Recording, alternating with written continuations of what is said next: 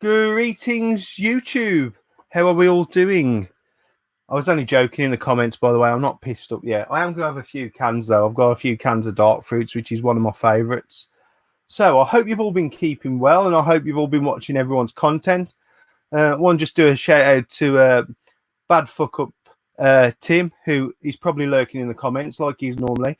He's made his return to YouTube after a while away, and I feel quite humbled to say that my streams have inspired him. I'm humbled that anyone would think anything I did inspired them. But if I'm getting a few of the old boys who are in retirement, out of retirement, looking at you, Woodlin, you ought to do a video, then it can only be a good thing. I hope you all listen to the TMB podcast. I listened to it today while I was doing some editing, and thank them again for, I think it was Rob Gernaldinho mentioned the streams a couple of times. So I can see there's a load of you in the chat. I'm guessing some of you know who's on already tonight, because one of them's been blabbing a lot. So without further ado, I'll introduce the person who can keep his mouth quiet. Say hello to everyone. All right, everyone, what's happening? It's me, RetroRedSteve. Nice to be in Dana's stream. Pop my cherry. I forgot to mention that. I've been taking a few string cherries this week and previous week, so that's something exciting. So obviously I'm wearing my England top because fucking Steve's Welsh, so I thought I'd start off the good relations. Hey, at least I've gone for the red top, you know, retro red. Well, yeah, just shame about the badge on the fucker. Well, you're wearing West Brom colours anyway, blue and white, or is that Cardiff? Go on the baggies. So should we bring the other person involved, the one who can't keep his mouth quiet? I think he's even been sending out by carrier pigeon, hasn't he, to say that he's on here tonight. Say hello to everyone. Hello, everyone.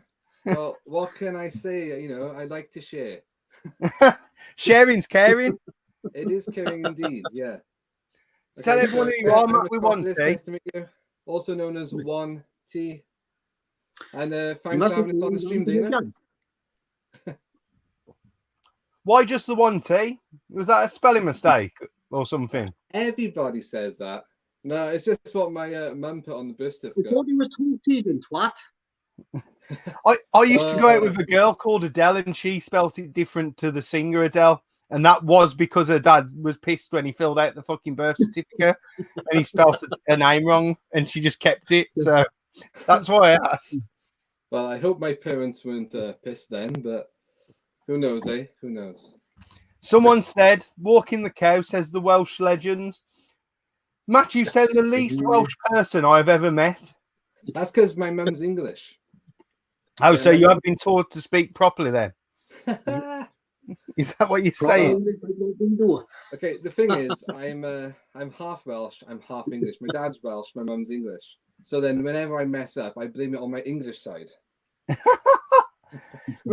got a quick question before we get into the usual questions. You went to the Wales Comic Con in Telford, and Telford is 100% not in fucking Wales because Telford's near me. So, please explain why it's the Welsh Comic Con in Telford. Okay, so what happened, it used to be in Wrexham University, but at times it was such a shambles and the queues were so long, it'd take like an hour to 2 hours to get inside. So they decided to have a new venue in Telford, but then they'd call it Wales Comic Con Telford Takeover. So it's still kind of there, you know, but I was supposed to be going there this Friday, but of course, because of the current situation, that's been cancelled, so... Well, tell fucking Wales Comic Con they can't come to England and call it the fucking Welsh Comic Con. You might get away with it fucking somewhere on the border, like Oswestry or somewhere like that, but fucking Telford's in fucking deep, dark Midlands. They're just bringing glory to England, that's all it is. Oh, Gaming World Gez, he's from near Wrexham. I actually got my big, massive gaming monitor from Wrexham because it was really, really cheap. Like £400 cheaper than what it should be, so it was worth driving to Wrexham. Nice. So first off, we'll talk a little bit about lockdown like we do normally. So what we'll do with the questions tonight, I always go to the person who's next to me. So Steve will go first, and then you go second, Matt. Yeah, so lockdown, how has it changed anything for you? I know you're still working, Steve, but it's still a strange world out there, I'm guessing. Oh yes, but definitely. Like I said, still working. Obviously, same as Matt, we both NHS. My wife's a nurse, so she's on the front line. So it's a lot harder for her than me. I'm just sat in an office. But luckily enough with us, my office are gone 24 hours. So I'm like going in at stupid o'clock in the morning, so I'm not seeing a lot of people. Really, so that's good. Like I said, one thing I am fucking missing, I didn't think I would. Like you used to do it, Dana, and you used to be a football coach. Yeah. I coached my daughter's football team. I never thought I'd say it, but I'm missing the little fuckers. Never thought I'd say that. You know what? We'll get on to talk a bit about football later, because I know there's a few people in the comments who do like football, and I don't know if I just went coaching at too high a level, but it really spoilt the enjoyment for me in the end, sort of thing. And I don't miss it. And I'm someone who's been involved in football every season since I was 11. And I'm that's like fucking 25 years now. And this is the first time I've not missed it and won it. Like, I don't even kick a ball now, which it seems real foreign for me because I've always had a ball at my feet. But the last club I was at is really sporting for me. But we'll get into that later. So obviously your missus is frontline. You're working NHS as well, and you're listening to these streams early hours of the morning, are you? Yeah. So if people's getting notifications fucking from me about 2 o'clock, I know why. Yeah, I'm normally still up then because my thing is my body's not what's it called, like, because I'm not physically working, I'm not tired, and my mind is now going 10 to the dozen. So I'm not switching off till 2-3 o'clock in the morning. They've asked for subtitles, but this is the clearest I've ever known Steve speak, so I know he's purposely slowing down his speech so we can understand him. Yeah, so I'm not here going to translate. Matt is bilingual. In the corner now. Remember that? It's that English side to me. So how about you, Matt? How has like lockdown been treating you? Well, I guess quite similar to Steve. Like, we both work for the NHS in the support role. So the office is still open, so I'm able to get out of the house. The only problem is the office I work in, it's not open 24 hours. It's only like from 6 o'clock in the morning to maybe 7, 8 o'clock at night. And what we've had to do in work is stop a lot of the non-essential services, and everyone work together basically on like the most important jobs. So I became a manager back in September, and I didn't think I'd be going into this. But so lately, what we've had to do, I've had to train 3 different departments so we can all do the same job. But what I will say is everyone's like really pulling together. It's a great community spirit there. Everyone's staying 2 meters apart, taking all the precautions we can. And it has got to be done. The only thing I'm concerned about is catching something and bringing it home to my family. But, you know, it's the same for everyone in our boat. But yeah, it is what it is. I'm still doing like 7 o'clock to 4 o'clock-ish. But yeah. And the main thing about lockdown, I'm obviously missing family and friends that you can't see, but same as everyone. So, yeah, I mean, in a way, I'm fortunate. My dad only lives in the next street. I speak to him 2 or 3 times a day on the phone, anyway. But like, I can go and fetch him stuff from the local shop. And to be fair, I was playing FIFA today with Lee, and my neighbour pushed a note through the door. She's elderly, and I just did a trip to Asda. But say it's just that worrying thing of if I pick anything up. I could then potentially pass it on to people without knowing. But at some point, you just have to, like, you know, you need food or you're going to die anyway, or you need drink or you're going to die. So you have to I try and minimize it. Like, that's only the first time I've been out this week. So I can't do much more than that sort of thing. Like, you know, I'm not doing my daily walk. I'm not fucking exercising for no one. I don't care if they tell me I've got to. You ought to see how much running I do on FIFA. I've done more than enough exercise. That's one. So anyway, Matt, you're the lucky receiver of our first question. It's from Gashead Steve. So be worried. Here we go. Ask Matt what happened when we were all in Bournemouth and we went out for a big night on the town. So I don't know this story, so I am excited. I knew this was going to come up, right? I thought of this earlier. It's like I knew Gashead's going to be watching. He's going to be asking me this question.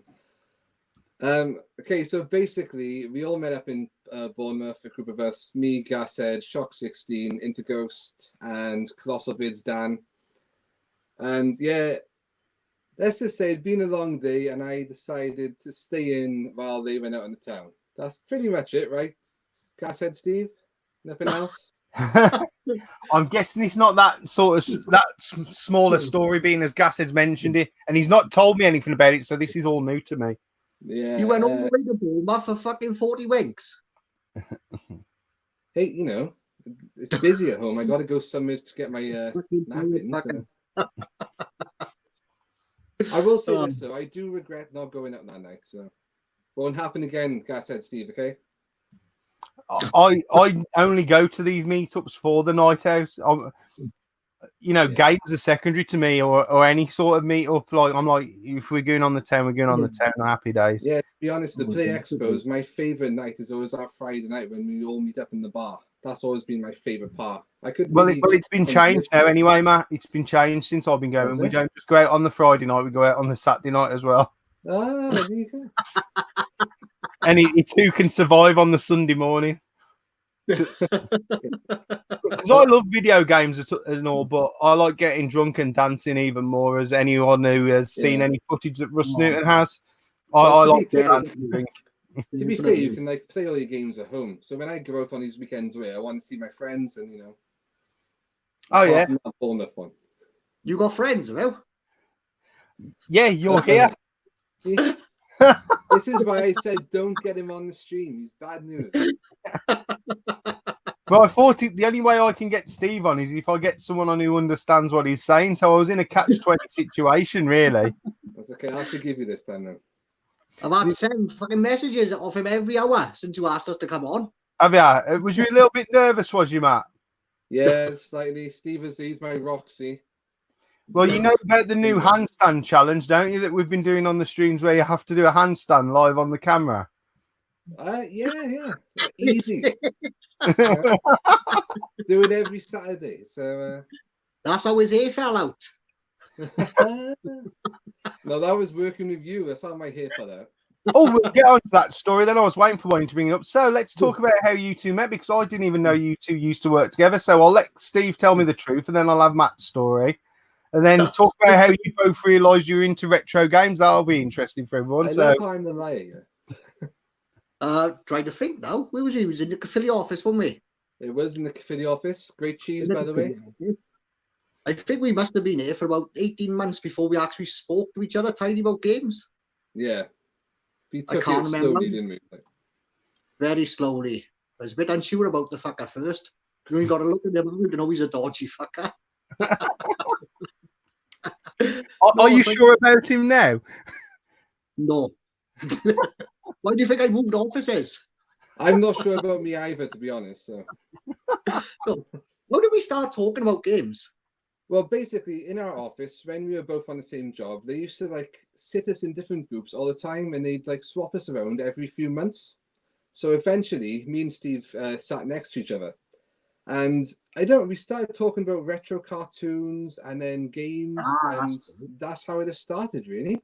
Yeah. And then Steve was saying to me, "Oh, you should get on YouTube. I know this great group of guys. You'd really enjoy it." And I was like, "No, thank you, never. That's not my thing." 7 years later, hey, that's right. Yeah, because that's how we got on the Tubers Ice Score Challenge, wasn't it? Yeah. Within the first week of us talking about games, I think that's how we started that. Yeah, because basically you said get on YouTube and we'll do a challenge video against each other, which on Thunder Dragon 2. And that's how it started. And back then, before the Tubers High Score Challenge was created, the rules were you could have 3 practice runs and then you'd film your actual proper run. So you couldn't practice unlimited. Of course, Steve, you had plenty of experience on this game at the time, so you kicked my ass. There was a reason why I picked it. And then since then, someone saw a video and they wanted to get involved. Someone else saw, and that's how it began. I remember, yeah, because I just come back from Blackpool that night. Blackpool 2014. Yeah. He was telling me about that. That's right. That's how we started talking about games. See, your memory's not that bad in your old age after all. I don't know. It'll come back eventually. Just needs a bit of bit of prompting. Indeed. So you mentioned there. Let's talk a little bit about the Tuba High School Challenge, because that's probably how I got started interacting with you both. Because I think Trog was one of the first games that I did a little bit of the challenge on, because that would have been when I roughly first started. But I don't even think I've got that video up anymore and stuff like that. So if you want to talk about how that became a thing, because now it's his own Facebook group, and of course I've got like 34 people in the comments. So if you want to sell it to him, we might get a few more entries, and I might come out of retirement as well. So if Steve wants to go, and then Matt chirp in. Yeah, we did start it for a bit of fun. We didn't we? Yeah. Like I said, we sat next to each other in work, and he just picked up a modded Xbox. I had one, so I was trying to get him onto YouTube, and I said, "Oh, come on!" I said, "We'll do a high school challenge of a game. We'll upload it to YouTube so we can see what each other scored." And I remember I wrote 5 games down on a bit of paper, put it in my hand, and you picked it out, Thunder Dragon 2, and we done it. And then who said Luke Smiles, wasn't it? Yeah, the Synergy 1987. He's not as Yeah. active these days. He was the first person to join us. Then there was people like, he Chris told Old Gamer Colin at the time, Old Gamer Network, Colin Robinson. Yeah. Who else was it? Ollie Martin, Gus Newton. Gruss come in, didn't he? Astrodome 150 has been there for years in Tuba's High School Challenge. Adam and me got old school. Yeah. So what we did, we used to all keep in touch on Twitter. But as we got more and more members, there's too many people to tag. So we decided to move over to Facebook. Steve created the group, called it Tuba's High School Challenge, and that's what it was. It was never created as a serious kind of competition. It was just something to have fun, discover like new games, new YouTubers, make friends. And of course, as it did grow over the years, some people joined who did really want to win, which is absolutely fine. And it's just grown since then. Yeah. Like I said, we just do it for fun. We do, don't we? Yeah. We'll mention, Lucas and Ben. Yeah. They've sort of come on as admins, haven't they? And they've sort of like taken a lot of the hassle off us in the group. Yeah. After 5 years, we loved the Tuba's High School Challenge, but it did become a bit much. Steve was always busy with his football. And then in the end, you're doing it year in, year out, week in, week out. It gets a bit tedious, but it's such a great, it was such a great community kind of group. We wanted to keep it going. We still are heavily involved in it, but we asked Lucas Rainford and Ben Harper, Ben UK Gaming. I think that's his channel name. And they've been doing excellent job, I've got to say. Really good. It's like the new logo and all that, and everything has fucking gone up a level on it. Yeah. That's only happened recently, hasn't it? Has that been the turn of the year? Or is it even more recent than that? Last month, is it? Last month, actually, yeah. We've got a results table in there now as well. Is it the top 5 people or top 3? Something like that, isn't it? Yes, we've got that in there. But basically, for those people watching who don't know what it is, someone picks an arcade game where you can obtain a high score. Not always a high score. Sometimes we do like fastest lap if it's a racing game. We play fortnightly challenges because in the beginning it used to be every single week and it got a bit too much, so we decided to make it fortnightly. Everyone who takes part gets to go on a list and then you get to play one of the games. I lost my friend now. Yeah. So the person who picks the game states the rules, and then at the end of the 2 weeks, that person then does the high score recap where we read all the results, which, Steve, are some of our favorite videos I think we did together. Oh, yeah. We used to go in our other office. Yeah. I was going to say, I remember, like, didn't some of the videos get videoed in, like, what looked like an empty office sort of thing? Yeah. Opposite hours when there was an empty office, it wasn't getting used. Yeah. So we used to sneak it in, we used to film the recaps. We used to have people walking past, we used to be staring in at us thinking, what the fuck are them idiots doing again now? So, yeah, basically, we'd go in on our lunch breaks and the office was completely abandoned, unlocked. So we thought, yeah, why not? And one day, we used to get down, right? This is going to sound dodgy. We used to get down on our knees, put my... We used to put my iPad on now, the. man, easy now. How late is it? Is it like post watershed yet? So, Well, I've been swearing all fucking night, so it makes no difference. so we used to put my iPad on the windowsill and record, and then the only way we could go on our knees, the only best shot of our faces and talk we could actually get, and it used to kill our knees, didn't it? And then the one day we were filming, I was and it on was my a guy. It was all right. You was on your knees. Yeah.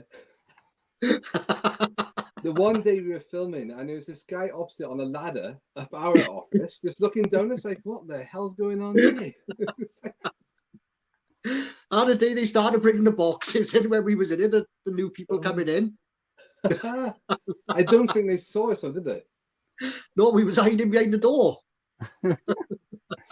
Oh, I can just imagine, like, you pair have just finished filming in this office, both, well, Matt being on his knees and coming out rubbing his knees, and they must be thinking, what have them pair been up to? It every couple of weeks they pop in that office. Yeah. Well, the rumours that must have been spread around. See Matt and Steve, they wander off every lunchtime. One of them always comes out rubbing his knees. I was the one that started the rumours. There you go. Makes sense. But the first recap we ever did was actually not in the abandoned office. It was in one of my little rooms to the side, because we were in different departments when we first started recording the recaps. And my boss let us do it the one day, but then she told me the next morning, right, she said, I can't let you do it. There's confidential information around, and I've dreamt about it. So then that's why we started going in the next door.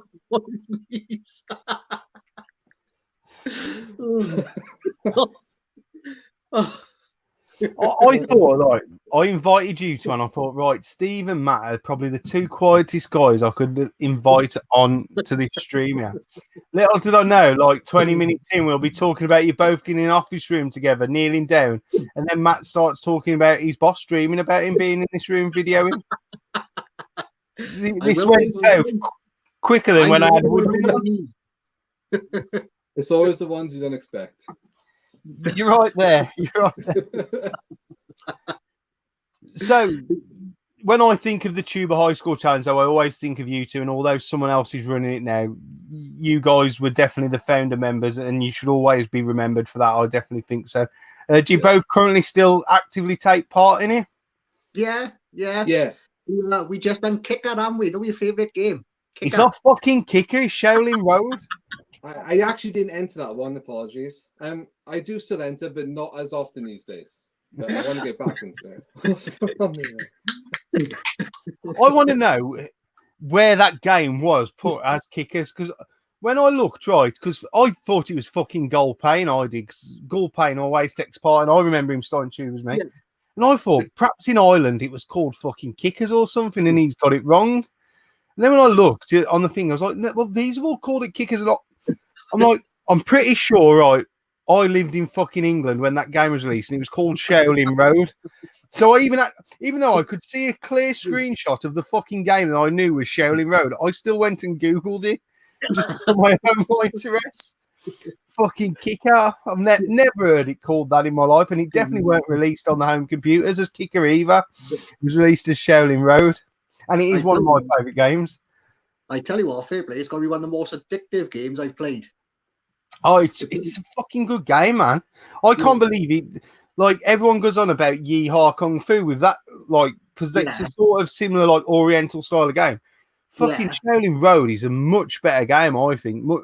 Much more, I don't want to say complex, because it's a when you master that game, it's a very good game to play. Yeah. If you know what I mean. Like, when you know when. Someone was playing it for an hour and 40 minutes. Who was that? Was it Riddler? Yeah, the Riddler, wasn't it? Think so. He picked the game for an hour and 40 minutes. He played that. What did you say, Matt? Take part in this one, but I didn't actually take part in this one, but I'm gonna have to play now because it sounds really good. Oh, it is a really, really good game. It's definitely worth playing. Like I said, so, the next thing I like to talk about, and it's probably Steve longer than Matt because he's a little bit older than me and Matt. In fact, in the comments now, can people guess Matt's age? Because I don't believe it. So if you just want to write in the comments what you think Matt's age is. Whoever gets it correct, I'll put it at the bottom. But Steve, if you just want to tell us your story in gaming, really, like how you got into gaming. Yeah, no problem, no problem. Well, it started off being a fat little fucker going down the fish shop with my mother. I must have been about 5 or 6. And obviously all the old ones will remember this game, Jungle Hunt. I think it was called Jungle King as well. Remember that one when you had to swing on the ropes and then you go in the water with the crocodiles? You'd have to stab them. Yeah. Down there, and I started playing that. And as it happened, then I remember, I think a couple of weeks after that, my uncle gave me a Atari 26 Junior. That and a couple of games. I think I had Kaboom, Circus Game. I remember them buying out of some birthday money, Miss Pac-Man and Galaxian. They were the first 2 games I ever bought out my own money. So I went from there then to obviously my favourite console, the Master System, with the Wonder Boys now. Like wait for it. I'm not saying it. And I obviously progressed from here then to the Mega Drive. Like I said, from the Mega Drive, I think I had a little bit of a lull then, and I got back in on the PS1. I had the PS1, my mate had a Saturn, and we'd play like Grand Theft Auto and that up my house and V-Rally, and then we'd down his house and we'd play in, is it International Victory Goal? Ooh, I don't know. International Goal or Victory Goal, something like that. It's a football game. We'd play that, Clockwork Night and Sega Rally down his house. Sega Rally? Is that like Sega Rally? That's the one, yeah. You fucker. Yeah, I think I sort of got out the gaming then for a while, apart from like playing Championship Manager. I didn't really do a lot of gaming for a while. And I said, I go with my missus then. Who's that? Al, 33. Al is the only one who's got it right. Al's the only one who's got it right. What, before Steve carries on, now put in the comments what you think my age is, because I'm shocked at Matt's age. So, fucking, I just can't believe it. Carry on, Steve. Did Al have his glasses on? Just filming a Gran Turismo. He might be stressed when you put that out. Fucking, have you seen Al drive at Gran Turismo? If he ever offers me a lift to an event, I'll get out, mate. I'll fucking walk it. Well, I was cheating him the other day. I think was it this morning or yesterday I watched it when he finally done that one license. You know what? I'll tell the story. I think I told it on the stream last night, but I'll tell you again, right? I was watching Al and how bad he was at doing his licenses on Gran Turismo. And I thought, these can't. I remember doing these. So I went on, I got my B license, and then I got my A license. I sent him screenshots, and he sent me the old fucking fingers up. Well, I forgot to save them, right? So he started laughing. I said, I'll do them again the next day. So the next day, I done my fucking B license. Then 26 minutes later, I've done my A license, and I still don't think Al's done his fucking A license now, has he? Fucking hell. What have he done? His CRB now, I think, isn't it? I think it's CRB, I think. What's he fucking playing it on? Is he using an Atari joystick in his fucking... Fucking painful. Oh, he's fucking brilliant, Big Al. His fair play. He'd have fucking army in stitches. You should play FIFA with him. You fucking... This hair was black at the beginning of this week. Playing FIFA with Al. I ain't doidy. Fucking hell. Oh. So anyway, sorry. International goal, did you say it was? No one's confirmed this. Was it international goal or victory goal? I don't know. Anyone in the comments who can confirm that? Was it a good game? I'm guessing it's a good game, being as you brought it up. Yeah, it was all right. Yeah, it wasn't as good as, was it ISS Pro on the PlayStation? It wasn't bad. Sure, it was called victory goal. I don't know. I'm not googling it because it'll fuck up my stream. No one's confirmed. They're all just ripping the piss out of Alan for not being able to drive. I can't see the chat, but I can imagine. Sega Saturn had Victory International goal, so I'm guessing that the PlayStation 1 Yeah. also had it. I'm guessing. Steve's right, victory goal, load of shit. It says 2 to UK. Steve, Toots would know. Oh, fucking mastermind with their Toots. He'd know what system it's for. He'd know what the case looks for. I don't know if he can give an opinion on what it play because he doesn't play games, does he? Fucking Stu the dust collector. Oh, he'd have fucking tickled me in his vest, old Rapsy. He's fucking brilliant, isn't he? You know who he reminds me of? Do you remember Keeping Up Appearances?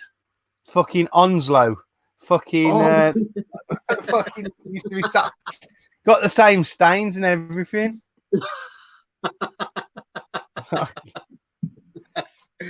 Yeah, he looked like he'd been working out, mine, when I watched his last pickup video. Fucking working out.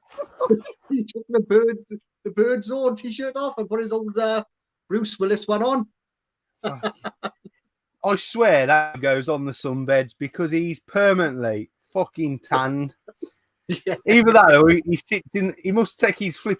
Well, I know he doesn't because he's got a computer. He's not got a laptop. He must sit out in the garden all day drinking his buds instead of working from home. He's written in the comments now that he's off to bed because we've upset him. Night, mate. Don't forget to put a thumbs up on your way out. Thank you. Like, comment, subscribe, ring the bell for all notifications and all that bollocks. Don't forget your Patreon as well. So is that where it ended? So you didn't just end with a PS1, I'm guessing? No, I went well, I did get out of gaming for a while then. I got it was Mortal Kombat on the Xbox 360, got me back into it. Got me back into gaming, and since then I haven't looked back in. Because actually I got two little shithead kids who love gaming as well. And I took my boy Tyler up to Blackpool in 2014. And that was fucking hard work. How old was he? 9, I think. Taking a 9-year-old kid to Blackpool in that arcade. Oh, was he hard work or were you hard work? He was a little shit. I chased him around that fucking arcade for hours. Couldn't play anything I wanted. Stu reckons it was fun. We had a good laugh here, fair play. Well, Tootie was the first two I ever met in the flesh. Fucking everyone gets groomed by him. That's the new feeling now. YouTube groomed by Tootie UK. Please show us on the doll where Stu touched you. There. Yeah. And the back there. Andy.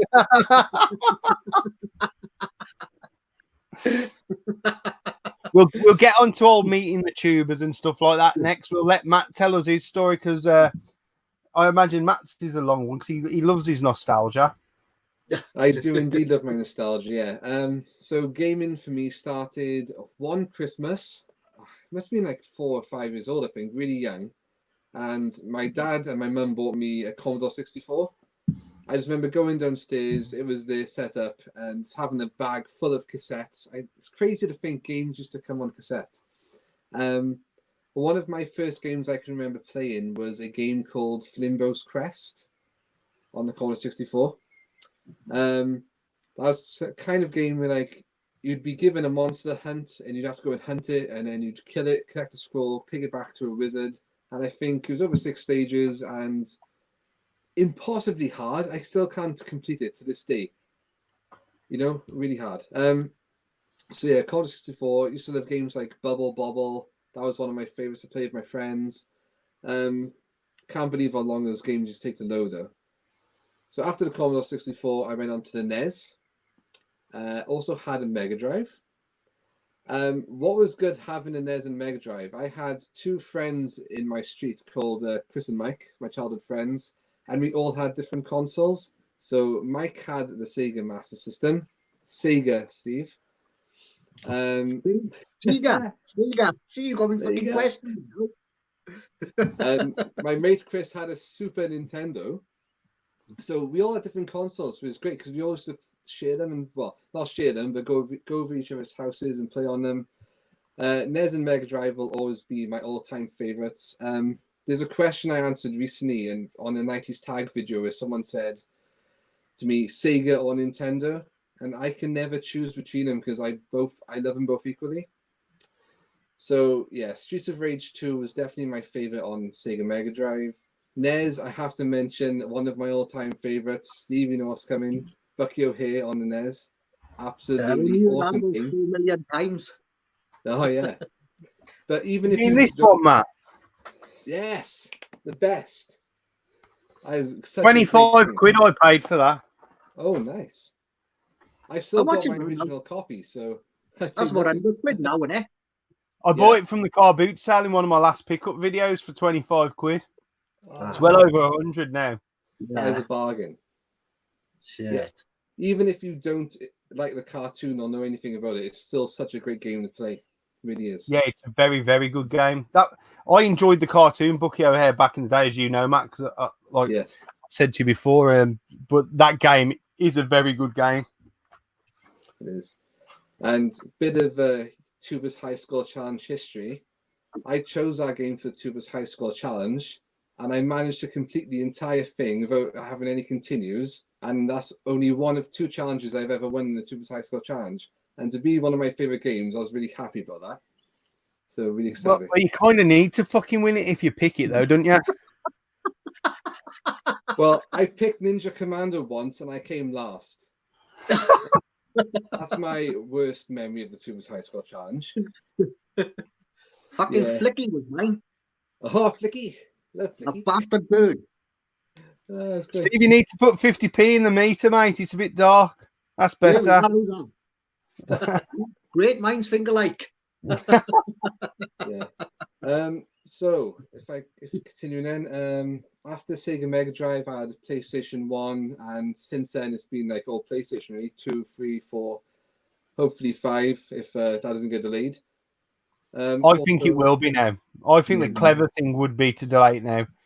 In fact, I think I said on this stream the clever thing would probably be to do now is to delay it till Christmas 2021. Gives everyone financially being able to catch up. That's a very good point. That is a very good point, actually. Yeah. Because I'm telling you now, man, there's not going to be many people with 600 spare quid come December this year to buy one. No, that is true. And it could be a failure for both. I don't just think the PS5, whatever Xbox are bringing out now, I think the clever thing to do would be to put them back. Because they're going to have terrible sales, and all they're going to have to do is they're going to have loads of units that they're going to have to reduce the price of. And they're not going to make a profit, and then it could be the end of the game for everyone. Then, I'm purely on a bad decision. I think I know everyone wants it now, but I think the clever business thing would to be delayed to Christmas 2021. In my eyes, for sure. Totally agree. Depends if we haven't got any games to play anyway, is it? Well, I've got a couple that I haven't even put in yet. Actually, can I just say, Steve here is the reason that my backlog is so big for PlayStation. Because we used to work in the same office. So he told me once, Game have got this sale on. So on our lunchtime, we went down to Cafe Town and went to Game. And they were selling like games for like, £1.70, some of them. Yeah. It was ridiculous. So I must have bought like 10 games at least there. And I've never been able to. Say again? And how many of them have we played? Fucking none. Maybe 3. I don't know, but yeah. So besides PlayStation, then I've got a Nintendo Switch, which I bought off Gashead Steve. Lucky gets another bloody mention. A really Have you not bought a PS4 off Gashead Steve? Because he sold a few of them, I've heard. No, he's quite a dodgy bloke, Steve. So I try and stay away from him. But he did sell the Switch really well, so I thought I'd go for it. And to be fair, I love that console. Console? Yeah, console. What was Monkey Spa selling all the time? Was it his Xbox or his PS4? I think that was PS4s. Yeah. Steve confirmed on this stream the other day that he had 7 PS4s.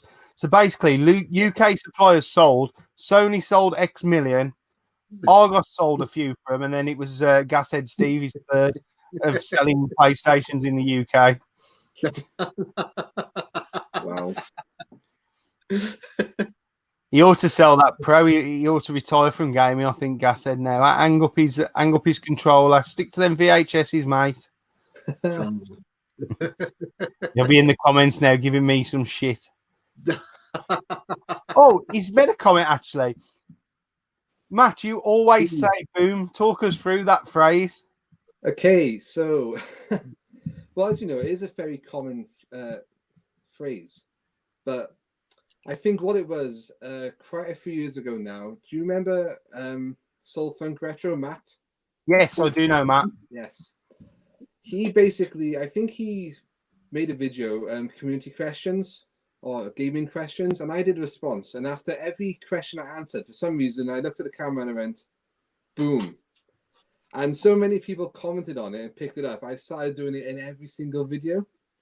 So for those who don't know me, at the end of my videos, as cheesy as it is, I always go, boom, see you soon.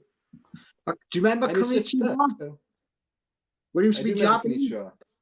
Oh, Dana's gone. It's just us now. Hey, are we going to do a high score recap, Steve? It's me with my fat fingers. Don't worry. I was trying to. At least I left it on that comment that you couldn't remove. Boom, Matt's a goon. Cheers, Gashead.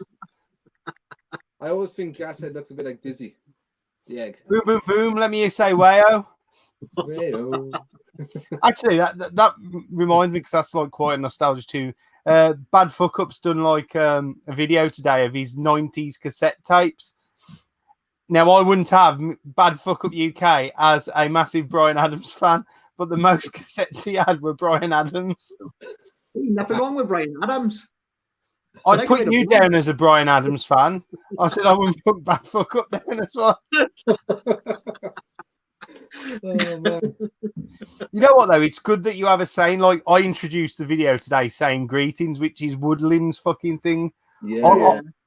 I think the one I use, I just say yes, YouTube. I just say yes, YouTube, because he's trying to sound different without fucking stealing someone else's like fucking thing. Like Big Mikey's channel is Without Further Ado Retro, and he called his channel that because everyone says Without Further Ado, and I never noticed that till his chat. Everyone fucking says it.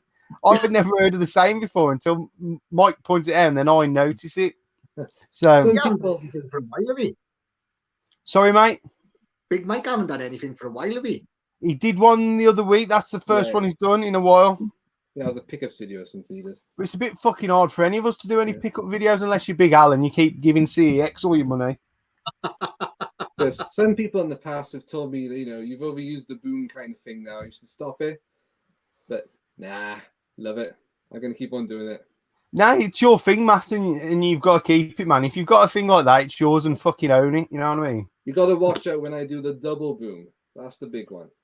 The double boom, the boom boom. Isn't that fucking Basil Brush? He used to sing that when he used to get on his knees. See? Told you, Steve's bad news. Why say hello? Oh, sorry, hang on. Question from Raz. Hurdy-gurdy-gurdy, YouTube, gurdy-gurdy-furdy. So, yeah, Raz, yeah. Thank you for that question. I don't know why you fucking ask nothing, because I don't take it serious anyway. I only ask shit anyway. So, talking about YouTube, being as that was the only English word that Raz put, Steve, tell us your YouTube journey, how you got into it, who you used to watch before you did YouTube. And then obviously, Matt, I know a little bit of yours, but we can talk about the interaction and stuff like that. I created a YouTube account fucking years and years ago. It was originally called Steve36207. Numbers. I bet they went down well. Oh, I fucking loved them, I did. Yeah, so I just created just to watch channels. I started watching Johnny Millennium, the Happy Console Gamer. This was years ago, this was. And I used to like his Sega stuff. He's what? So I just watching it. You used to like his what?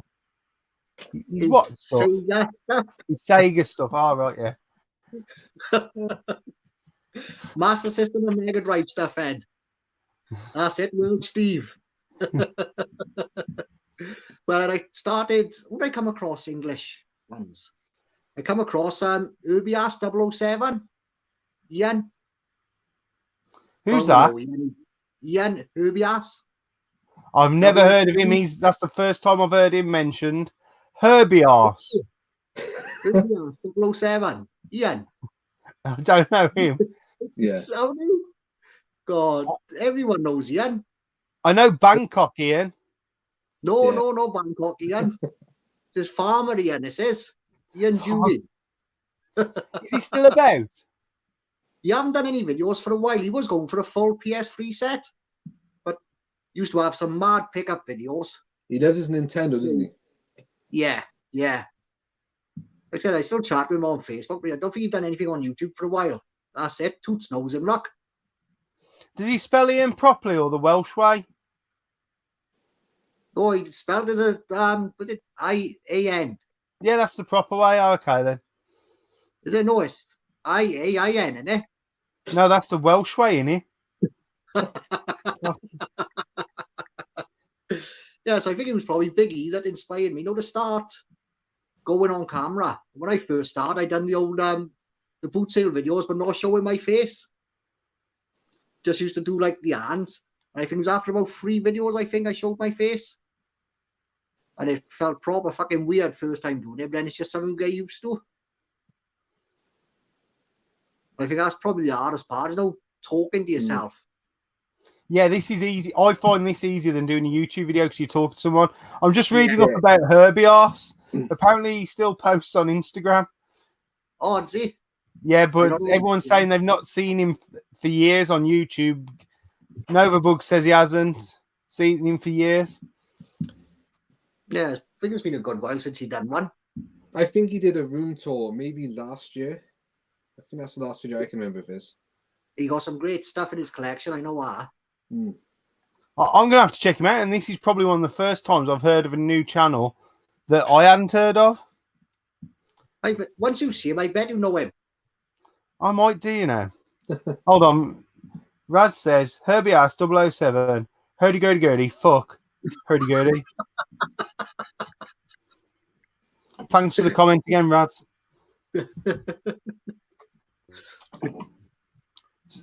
So, I forgot where we was now. Carry on, Steve. I've fucked it up. He was on hurdy-gurdy-gurdy, wasn't we? That's just Raz. I can't understand him. I wish he'd fucking... If he wants to come onto an English channel, watch an English fucking stream, type in English, Raz, so I can fucking understand you. It's hard enough. I've got Steve that side. He's fucking talking Welsh. Matt's translating down here. Without you coming in here watching in Swedish. Yeah, we've got the English, the Welsh, and the half English, half Welsh. Half and half. The Welshland bloke. Yeah, so where was we on your journey, Steve, before I started fucking about with Raz? I do apologise. I think that was about it, but like I said, once I started getting into it, and obviously I start finding more people as you go along. I think I found Toots, found Tootie N after the end, and then obviously everyone knows Toots. I used to go down in the comments, and if it was someone who looked like they had a channel, I'd click on them and I'd subscribe and start watching the videos. And I still do that now. That's how I found Game Zone Birdroom. Yeah. Someone called Retro Console UK subbed to me, and always if someone subs my channel, I will at least check out their channel. Yeah. And this guy, he does stuff that's not quite up my street, but the only person who was in his comments was Game Zone Birdroom. And when I see this video with the intro, I thought, man, this guy's up my street, man. So I subbed to him straight away. And he's becoming a cult hero now, cult legend. Well, Tootie said earlier, and I was thinking as well, how he keeps all his stuff so clean with all them birds in, I don't know. Fair play. And they are fucking awesome, them birds, aren't they? Oh, God, yeah. I mean, I remember the old man breeding budgies and everything I've said before on the stream and finches and stuff like that. But, yeah, that was my kind of disappointment. I expect to see a Mega Drive covered in fucking bird shit. But he must have them well trained because they all seem to congregate. And then they're not really caged from what I've seen. They're in like, they have like a little bit of an open play area and stuff like that. I don't think I know this person. I have to check him out though. You need to check out Game Zone Birdroom. Game Zone Birdroom. Right, what happened to Buffy? Have he left? I'm sure I seen Tootie say he left, haven't he? Yeah, we don't know what. I was in a WhatsApp group with Buffy, and he just disappeared out of the group. But that happens with people all the while, especially with the current climate. People have other stuff going on, so we didn't take too much of that. Then everyone in the group noticed they'd lost 2 subscribers that day. So I checked my channel and I'd gone down 2, but that's usually because I've probably said something on this stream to fucking upset someone normally. But we checked and we'd all lost 2 subs, and he used to have a previous channel that he was subbed to us all on. And I think it was called the N64 Collector or something very, very similar to that. And then he had his Boofy ALX, which I thought was stood for Alex. Well, I'm not sure his name might not be Alex. In fact, I know it's not. It's Anthony. Yeah. And the next thing we know, he'd gone. Like there was no form of contact for him. So my only concern is there seems to be some dickheads around at the moment doing fucking a lot of trolling, and you know, it can upset the fucking hardened of most YouTubers who've been around who not thick-skinned. So to be someone new, if he's been trolled, it's fucking massively out of order. So if anyone knows how to get in contact with Boofy, I know Big Al's been trying to tell him we want him fucking back and we want him making some fucking content for sure. Because he seemed a good guy, to be fair, and very knowledgeable and had some nice stuff. He became the fucking Dylan of PS1 in the fucking group I was in, because Dylan used to post all the limited run and he'd post all the fucking PS1 stuff. Yeah. So when I saw he was picking up, he was like, fucking hell. Yeah, but as I say, ask Steve if he remembers when we met in the bar in Blackpool. Controls, isn't it? Yeah, but there seems to be a few about at the moment being dickheads, but we'll find out who they are. I have people who can fucking trace IP addresses if I fucking need to. Yeah. So Raz says, Erdy Gurdy, Steve, Gurdy Ferdy Birdie, Gurdy Gurdy Blackpool. So I'll translate that. I remember meeting Raz by the bar in Blackpool. He was propping it up all weekend. He was. Fair play to him. Razzy's only a little one as well. He's not very tall, but I think the Scandinavians are known for being short, other than Zlatan Ibrahimovic. We was in good company, me and Raz. We were about the same height. Was you having shorts, was you? Why we're going to have to get Carl. We have to meet Carl. Because anyone who can make me feel tall is a fucking legend in my eyes. Oh, Carl's. I thought you was thinking Woodland then, because I heard he's short as well. Someone told me. But Carl's room 70. Carl's room 70. The only way I could probably describe him is he's like a Lego miniature, like a minifigure. He's that like small. Willow, yeah? Yeah, he's like Willow, Warwick Davis. So, Matt, tell us your story in YouTube. Like, obviously, Steve was the one who got you into, but just tell us a little bit about your journey and what you like to do and who you've met, etc. Okay, well, before it was Steve, actually, it kind of started in Magic Kingdom, Orlando, Florida. So basically, a lot of people don't know this about me, but before Metropolis was a YouTube channel, it was a blog. And I was stood there watching the Disney parade of all like my childhood favorite films going past. And I thought, when I get home, I'm going to start a blog writing about all my favorite memories, games, and all of that. And I needed a good name for it. And my best friend Louise, she came up with Metropolis. It wasn't me, sad to say. And then, of course, I met Steve in work. He used to read my blog. He enjoyed it. And then he said, "Oh, you should start YouTube." And I was like, "Nah, see, I'm better at writing than I am at making videos." And actually, one of my first ever YouTube videos, you hear me say, "I won't make that many videos because I'm better at my blog." That was the last time I ever wrote my blog. Ever since then, I've been making video after video after video. Steve, we're talking about my old blog, how I started before I became on YouTube. Oh, yeah, when he would never do a video, all he wanted to do was be a writer. Yeah, there you go. And it turned completely around. So, yeah, Steve nagged me for weeks. I finally gave in. I got on YouTube. Like we said earlier, we did that Tubers High School Challenge video. And then a lot of my new subscribers were friends of Steve's or people Steve watched. And I just got to know him through the group, really. At the time when I started, I didn't think I would ever hit 50 subscribers. I never had the confidence back then to go to play expos, meet different YouTubers. But the one thing I've loved about YouTube is the people I've met along the way. There've been so many great people in the community, and really decent people who will do anything for you as well. It's really good. Get down on his knees as well, didn't he? Him and the bloody knees. These knees have never recovered. I'm telling you. Sorry, but I couldn't resist. Yeah. So basically, then I was doing a gaming channel, but I decided there's so many gaming channels out there. I wanted to do something a bit different, as well as gaming. I love gaming, So I decided to just make videos on everything I love.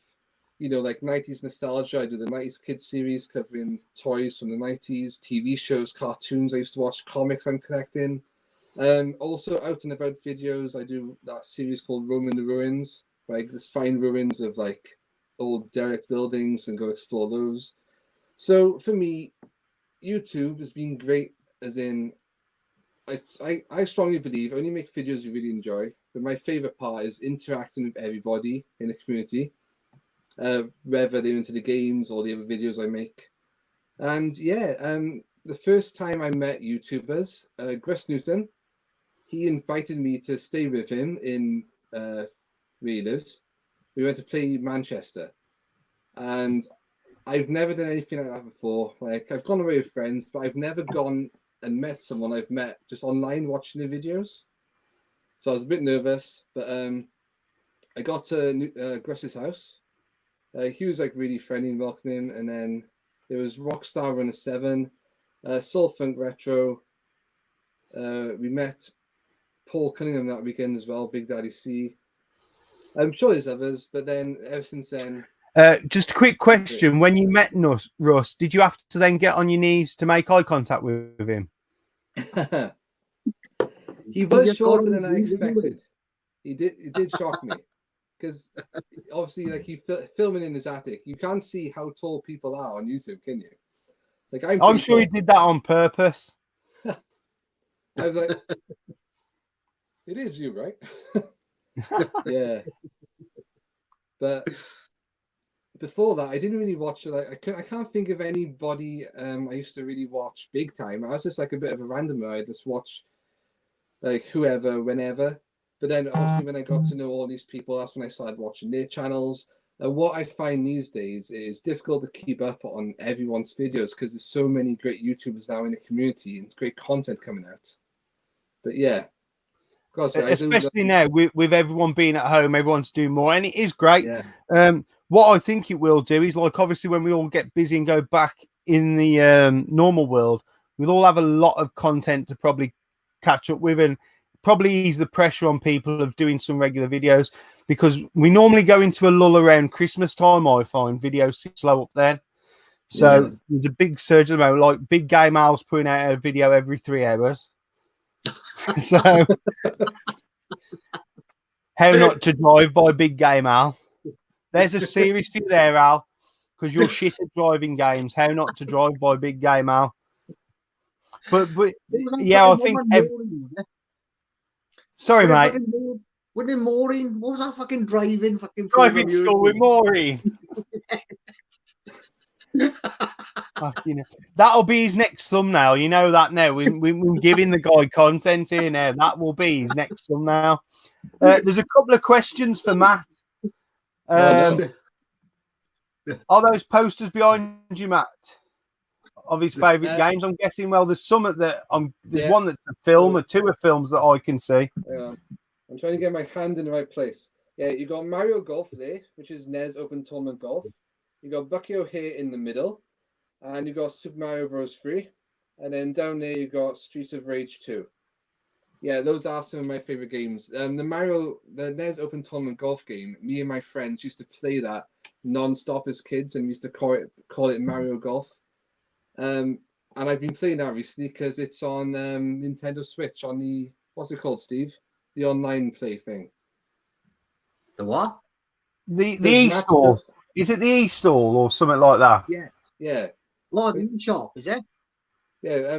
There's Open Tournament Golf is free on there. If you sign up to online, it's actually free to play. Does Matt still have his t-shirt?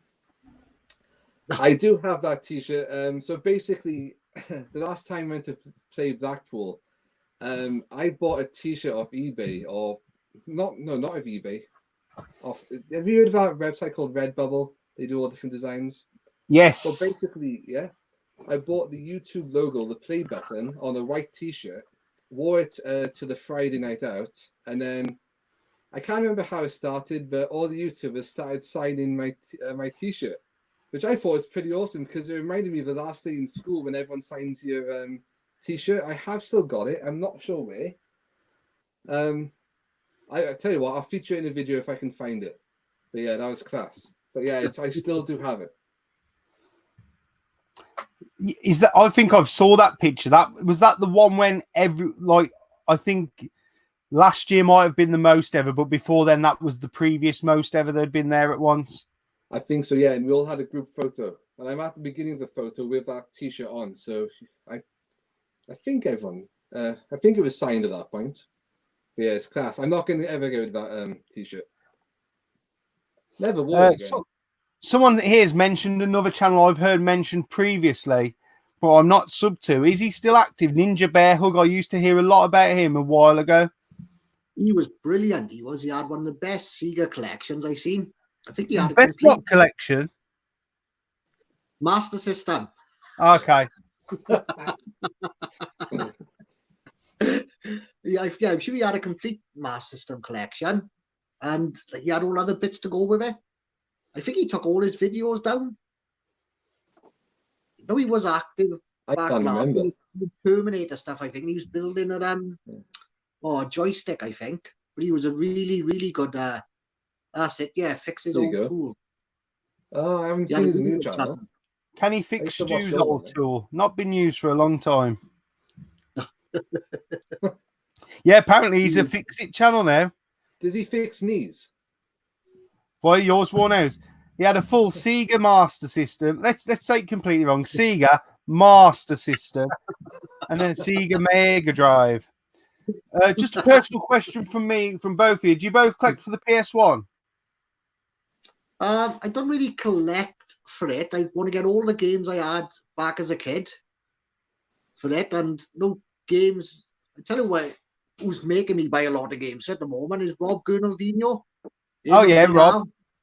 I just So- want to know: do you own sheep on the fucking PlayStation 1? Is the only question I wanted to ask.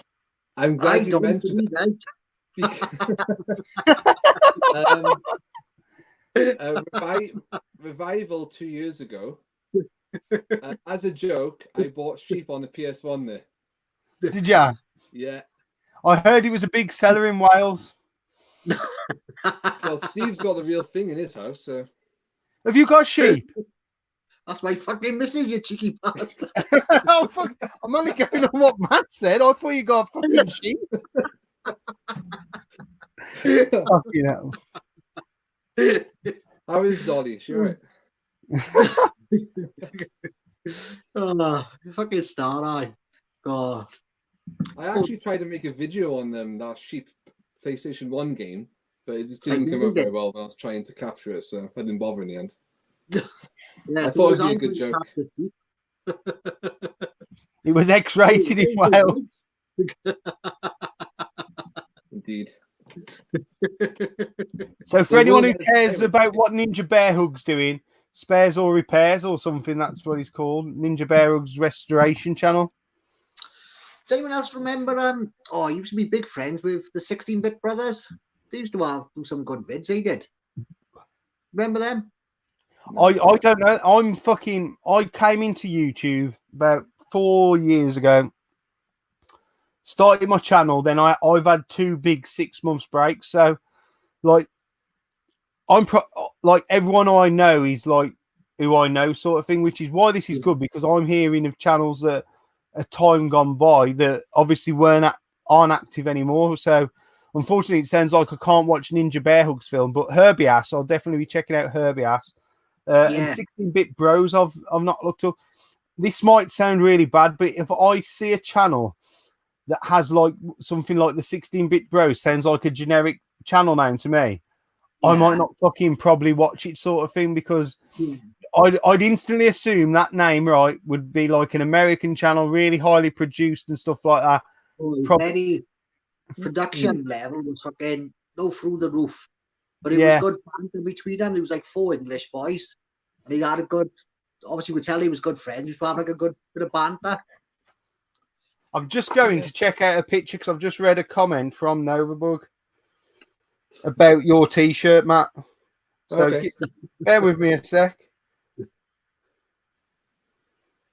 Shall I see if I can quickly find it? I know it's around here somewhere. Oh, I've got the actual picture of everyone together. So, How awesome is that? I got it. That's everyone together. I don't know if you can see. I can see Big Mike Houlihan there. That's for sure. I can. Is that? Fucking hell! That's Quinny next to you. Craig Quinn, Yeah. Super Quintendo. Yeah. First time I met Craig there. I can see Pete Armour there blending into his white t-shirt. And Get here some is fucking the meat t-shirt. down your Pete. That. Has anyone drawn a cock on that? Because if not, I wish I'd been there because I would have drawn a cock on it. The cock was in it. So we got Honors de Loro. This is worth a fortune. This t-shirt is amazing. No, that signature's worth fuck all now. He's got to put the 2.0 on the end. Needs a 2.0 on the end. Big Daddy C calling all nerds. The Retro Godfather.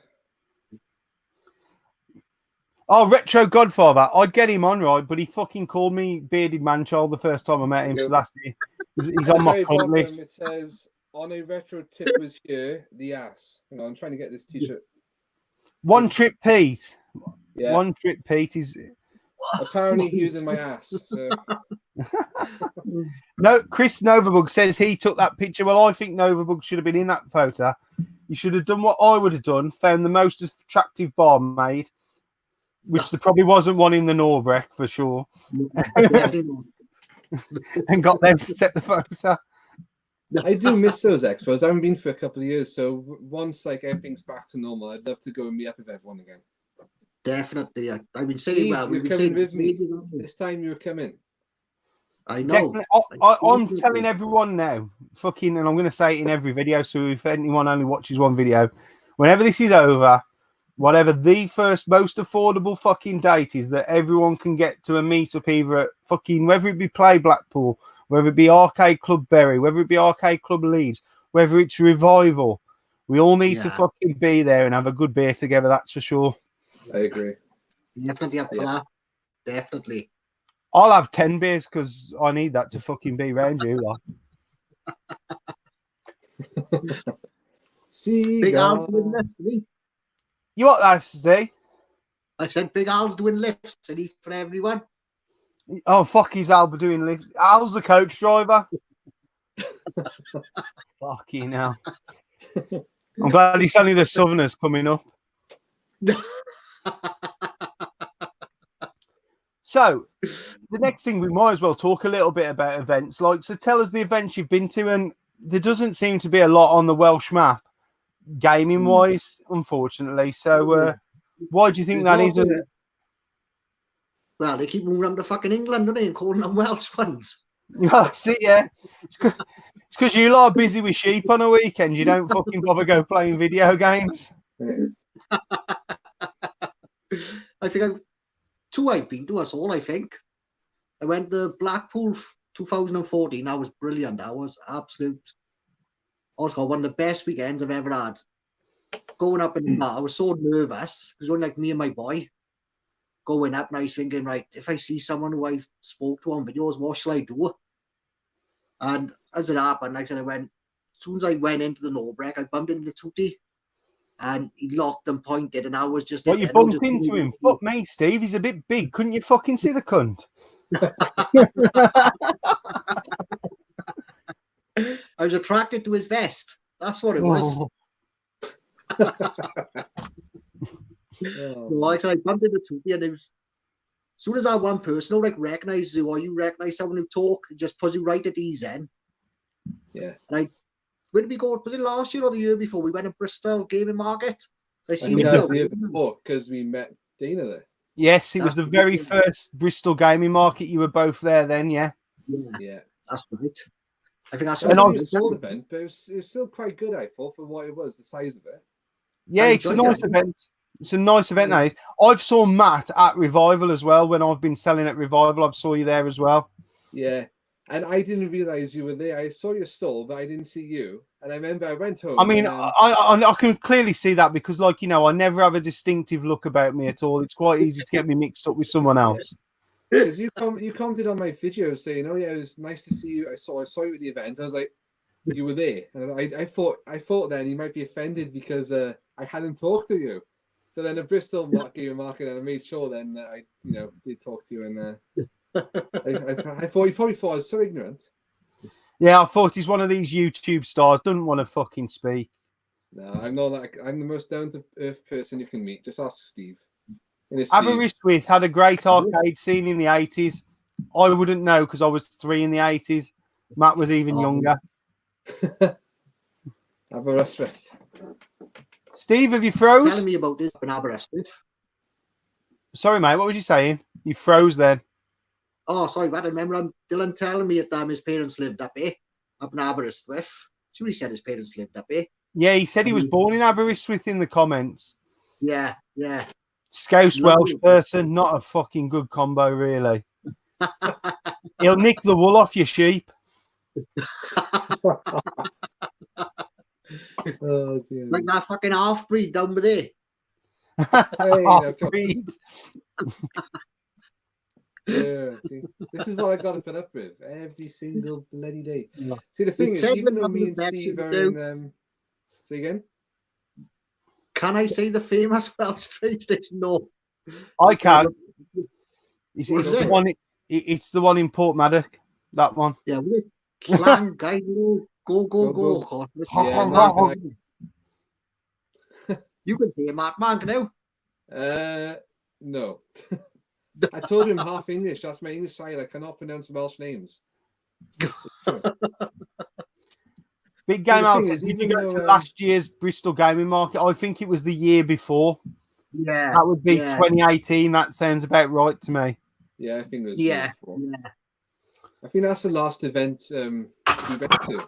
Well, I went to anyway. It's all right. That's Something's fucking. happening. This is my fucking Sega Master System side. It keeps fucking falling off that shelf. I need something better to stick it on with. That's the second time it's come off live on stream. This is the problem with working live. Shock says, does a Welsh Scrabble board have any vowels? Well, you didn't need to come here for this abuse, did you? God. Oh, we expected it. I'm not. I get it every day. Champion 2D Rob, why is Steve posing like Rose on something? I've been waiting for someone to comment on that. He's going to take his top off in a minute and I'll draw a picture of him for you, Rob. Oh, no, we've already had one tuber this week. Tits for it. Oh, you know. While we're talking a bit about YouTube, you're both not as active as you once were. Is there any plan to become more active, or are you happy where you are in YouTube and just do it as you feel? I'd go through phases, I do, where I get really into it, and like I said, I put out vids fucking left, right, and centre. Then I said I'd have a good long break. I think now, Matt. Yeah, you did. She'd be saying, "Oh, am I going to get back into it?" And I was like, "Oh no, I can't be asked. I'll still be watching and commenting." Yeah. It was like, that's what I'll say about you, Steve. While you're not making videos, you are still. When I say you're not active, I mean you're not creating content, but you're always around in people's comments, and I noticed that personally, definitely. Yeah. This is why, like I said, everyone's videos at the moment is great for me because, like I said, I'm in work at stupid o'clock, so I got them all in on my watch late, and I just blast through them all. So it's brilliant, all this content at the moment. But it was like, the ones who really got me back into it lately, like call them like the new tubers and the new groups. What's coming from, like Big Al, Carl's Game Room 70, like Nath Retro and obviously the Retro Bay. Absolutely love Russ. He's an absolute diamond geezer, he is. Sean, Retro Games arrived. Started watching him and don't get in the buzz back for it again. I will agree with that, because definitely, not saying these guys weren't around, but they've all seemed to come on in the last few months, definitely more so. Although some of them have been around a year. Obviously, Russ was around a long time ago. And I will coincide with Russ winning YouTuber of the Month and everyone jumping on board with making sure he took it off the Americans. And now a lot of British channels are being nominated for that. There's almost been I don't want to say a second wave, but I know Stu was definitely one of those who thought YouTube was going the wrong way. He wasn't he didn't enjoy what YouTube was being. And I think this like whole new injection of new people who are all genuine people, they are what you see. I definitely like it. And I've said on this stream before, I didn't feel like it was my role, but I wanted to, my thing I wanted to do for YouTube is because I spoke to a lot of both, like yourselves who've been here a long while, and Stu and Cojones and all that. And I spoke to all the new guys. I thought, because I came along somewhere in the middle, I thought maybe if I could bring everyone together. And it certainly wasn't the idea of doing this stream to do it, but if this stream is the thing that does it, then fucking great. Then it's done something good. And I definitely think in our little fucking low corner of the YouTube fucking world, the community and everyone getting on with each other is fucking massively strong, and it's fucking brilliant to see for sure. To be honest, I think you've done an awesome job of doing that, because you've had, what is this, the 19th or 20th stream? 19. Yeah, to me, for the first time in a long time, doing this live stream with you guys tonight, it feels like kind of the old days, the old community spirit we used to have when we did meet up at those expos, And it's great to see. And obviously, new people coming on board, it makes it fresh again. But you still got like all your old friends, all your like family, really. So yeah, so cheers, Dana. I think you've done awesome. Thank you very much. I mean, what's been good, like as I said in my intro, Tim Bad Fuck Up UK. He'd not done a video for a while for reasons. And I spoke to him on Instagram, and he actually messaged me saying, look, man, he said, what you're doing's inspired me to do a video, and I want to do some more. So if I just inspire one person to get back out there and do something they used to enjoy doing, then fucking the whole stream and everything has been a success for me. But also guys like Flashback TNT, been in the comments for ages. JW, I don't want to say his real name just in case he wants to keep that private. JW, massively in the comments for years and years, and I know he's been about on Facebook. He's now started a channel, and there's another guy who's in my Discord thing, Steve, that you're in. I didn't mean to click that comment. Another James, he's doing videos. So the fact that more and more people are thinking, you know what, I want to get involved in this community, I want to do bits, I think it's brilliant for fucking everyone, really. Yeah. The community is proper thriving at the moment, I think. Wait till we all have to get to fucking work again. You'll soon be fucked up. I'm fucking still in work. Yeah. You're not work. You're watching all our videos at work. Yeah, come on. Say as it is, Steve. I was always doing that anyway. I can confirm that is true. This is where I do watch most of my YouTube stuff is in work.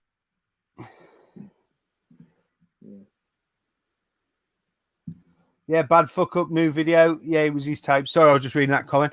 But yeah, I hope the community goes from strength to strength, because although like out in the real outside world, it's a real weird different place. I like to think this is some form of normality, or some the fact that everyone who's coming on here, touch wood, I hope everyone stays well and everyone's being well and everyone in the family's well. But almost like that promise of the next meetup's going to be fucking epic is like that light at the end of the tunnel, something for us all to focus about. So that is definitely something good. I want to talk to Matt about a lot of his nostalgia. Talk some cartoons. Talk your hobbies of cartoons and that, because I know that's gone down massively in the last couple of streams. We've been talking about that, and obviously, Steve, you can chip in with stuff from the 60s.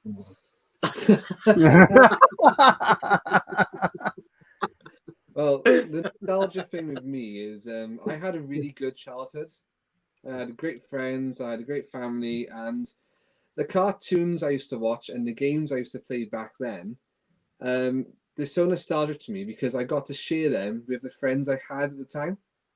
So, like, we'd watch Bucky O'Hare together, we'd watch Teenage Mutant Hero Turtles at the time together, Biker Mice and Mars, just things like that. And, like, speaking of Bucky O'Hare, because we used to watch and love it so much, we used to always play it, and we used to argue who got to play Bucky O'Hare.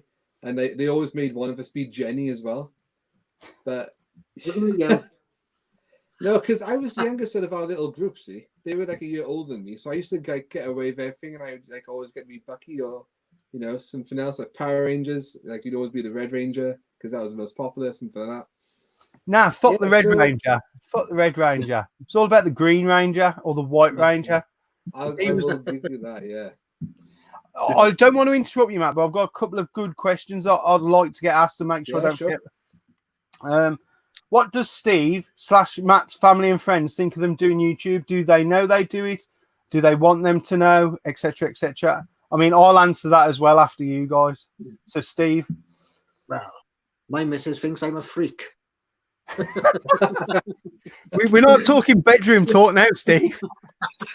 I knew what his next question was. No, like I said, I think she don't think it's weird. She just thinks it's fucking geeky. But I think she's happy. You know, I got something else. Now, like with all the football being cancelled now, I just fucking drink myself to death in the house. Having like YouTube now, another outlet is fucking brilliant. And I think she'd rather have me, even though she wouldn't say it, you know, like buying games than out on the piss all the time. Yeah. And like I said, like I said, I coach my daughter's under-12s football team. So she told all them and all the parents about my channel. So I've had all fucking comments now off all them. All that, like, but yeah, like I said, when I first started doing it, used to be like won't tell anyone about it. But now, like I said, I've been too old and ugly to give a fuck now what people think. Like, so I tell people now if I talk, like, and I'm always talking something geeky. Always. I understand where you're coming from there. So, Matt, how about you? And then I'll chime in with my thoughts.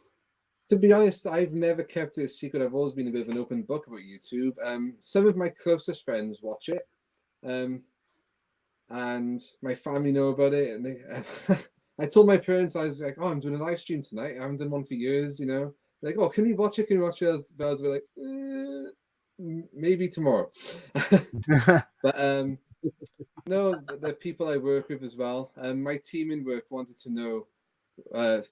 They were saying, "Oh, can you send us a link and stuff?" I was like, "Maybe." So I do, even though I don't mind people knowing, I do kind of like try and distance it a little bit with the people, especially when I'm their boss, and you know the banter that could come up in work. But no, really, I don't mind at all, to be honest. I'll tell anybody, every new friend I meet, yeah, I'm on YouTube. Want to check it out? Yeah. Sure. Everyone got a bit of geek in them anyway, haven't they? I don't care what anyone thinks. Everyone have. Well, I confess that I used to collect stamps when I was fucking younger last stream, so that's fucking my streak keg on. But stamps. No, from World Cup 1990, Italia 90. See, them are the ones I used to love. Like, but you know where we used to have in England? Imagine every country in the world had their own World Cup stamps, like Argentina. So yeah. I used to like tie in both hobbies. I used to want the football stamps, the different ones. But about YouTube, like obviously my partner and my stepson, they know I do YouTube. She's massively supportive of me with this stream because she knows part of the reason I'm doing these streams is to keep my mind active at the moment while like my mom's ill and I can't see my dad and stuff like that. So these streams are important to me. So she supports that, but they've always supported my YouTube channel. She's always buying me t-shirts and stuff that I can wear on that. Yeah. I don't think they watch much. Some of the kids who I coached, they found out I had to block some of them because I don't want them. Although I used to swear at them in training, I don't want them watching me on here. But my day job, I work with my dad, so he's not interested in YouTube anyway. A lot of my close friends, I think they know that I do YouTube because people keep fucking tagging me on Facebook and Twitter and everything that I do YouTube. So they find out then. Craig Turner's one. But it doesn't bother me. None of them have ever took the piss out of me for it. None of them have ever watched or left me a comment, so it doesn't bother me. They know I'm the sort of person who, one, I'd give no fucks what they said anyway, and two, I'd probably fucking bang them out if they took the piss too much. But actually, the people who I work at my night job with at my leisure centre, because I've not got a lot to do a lot of the time, so I'll do a little bit of editing on my laptop when I'm there. And they've seen me doing it, and I've just said, yeah, I've got a YouTube channel. It's all gaming. The one lad who I used to work with, Jake, he used to watch it, and Stu, used to watch on a Saturday and Sunday, and they just used to laugh. They said, because you'd swear all the while, and you're just exactly like you are. But there was also, because there's a gym where I work as well, and it's actually inspired, like, they don't do gaming channels, but they've obviously thought, well, this, like, so I'm a lot older than some of them. They're like in the 20s. They thought, well, if Dana's confident to sit in front of a camera and do stuff, they've done stuff to do with their hobbies, like gym and stuff like that. And I just said to them, I said, just do it and just enjoy it, like, you know, and they've got their own little corner. But because, like, you know, I'm no YouTube master, but I can show people the basics of how to get into it and stuff like that. But I've always said YouTube a positive thing. I'm not ashamed of it. If someone asked me about it, I'd tell them. I'd never take my channel down because someone thought it was stupid. I'd just say, fuck you. I don't care. You know, this is my as much of my escape as all these games behind me. This is where I can express myself and be myself. Yeah. Although I do express myself and be myself too much in the real world. That's why I upset a lot of people sometimes. But that is what it is. But yeah, I don't think the same wavelength. Sorry? It's just great having all people. We're all on the same wavelength. Yeah. Do you know what I mean? Like I said, you know, even though my close mates are all they've got a little bit of a geek in them, do you know what I mean? And they'll play a game here and there. But I couldn't sit down like having a half-hour conversation about geeky stuff with them. What I would say is it's a lot more acceptable to be geeky now than probably it was when I was younger. Yeah. Although by the time I was at secondary school, it wasn't uncool to be a gamer because the PlayStation was out by then, and that's when fucking every fucker owned a PlayStation because you could get copied games. But you know, you'd never hear of anyone talking about fucking Dungeons and Dragons or like, you know, collecting comics. It was always acceptable. It was always acceptable to be into cartoons and stuff to a certain age because that's just a British nostalgia thing. But I definitely think I wouldn't even. Everyone seems to think it's because Big Bang Theory came out, but I think it's way before then. I think probably the last 10, 15 years. As the clubbing and going out scene, once we all got too old to go for that seems to have died a death because it's nothing like it is. We've all got an expendable income and we're putting it into stuff we enjoy. Yeah. And I think that coincides with like where it's becoming acceptable, where, you know, even there's probably more casual gamers now our age than there is of a younger age, if that makes sense. Like that's why the minis were so successful because they didn't appeal to the kid fucking casual gamer. They appeal to the 30 and 40-year-old casual gamer, if that makes sense. Yeah, I totally agree. And I think one of the most important things as well, if you're starting a YouTube channel, is just be yourself and only make content you actually enjoy doing. Yeah. Oh God, yeah. I mean, I would say this live stream stuff for me now, this feels really natural for me and I enjoy doing it. I've actually said it might be hard for me to go back doing normal videos now because I enjoy this so much. Yeah. But I have only ever made videos that I've enjoyed doing or I want to do. I wouldn't want to. I wouldn't want to churn out content just for the sake of it. And as you said, Matt, like the one good thing about these streams is you can't come on here and pretend for 2 hours to be someone else. You could do a 15-minute video every week and pretend to be someone else. But like I knew what you two guys were going to be. In fact, every one of my guests, I knew exactly what you were going to be like before I asked you on because I could tell you were genuine people and what you saw is what you got, sort of thing. Yeah. We try. We don't, we don't. You definitely try, and you're very trying as well, Steve.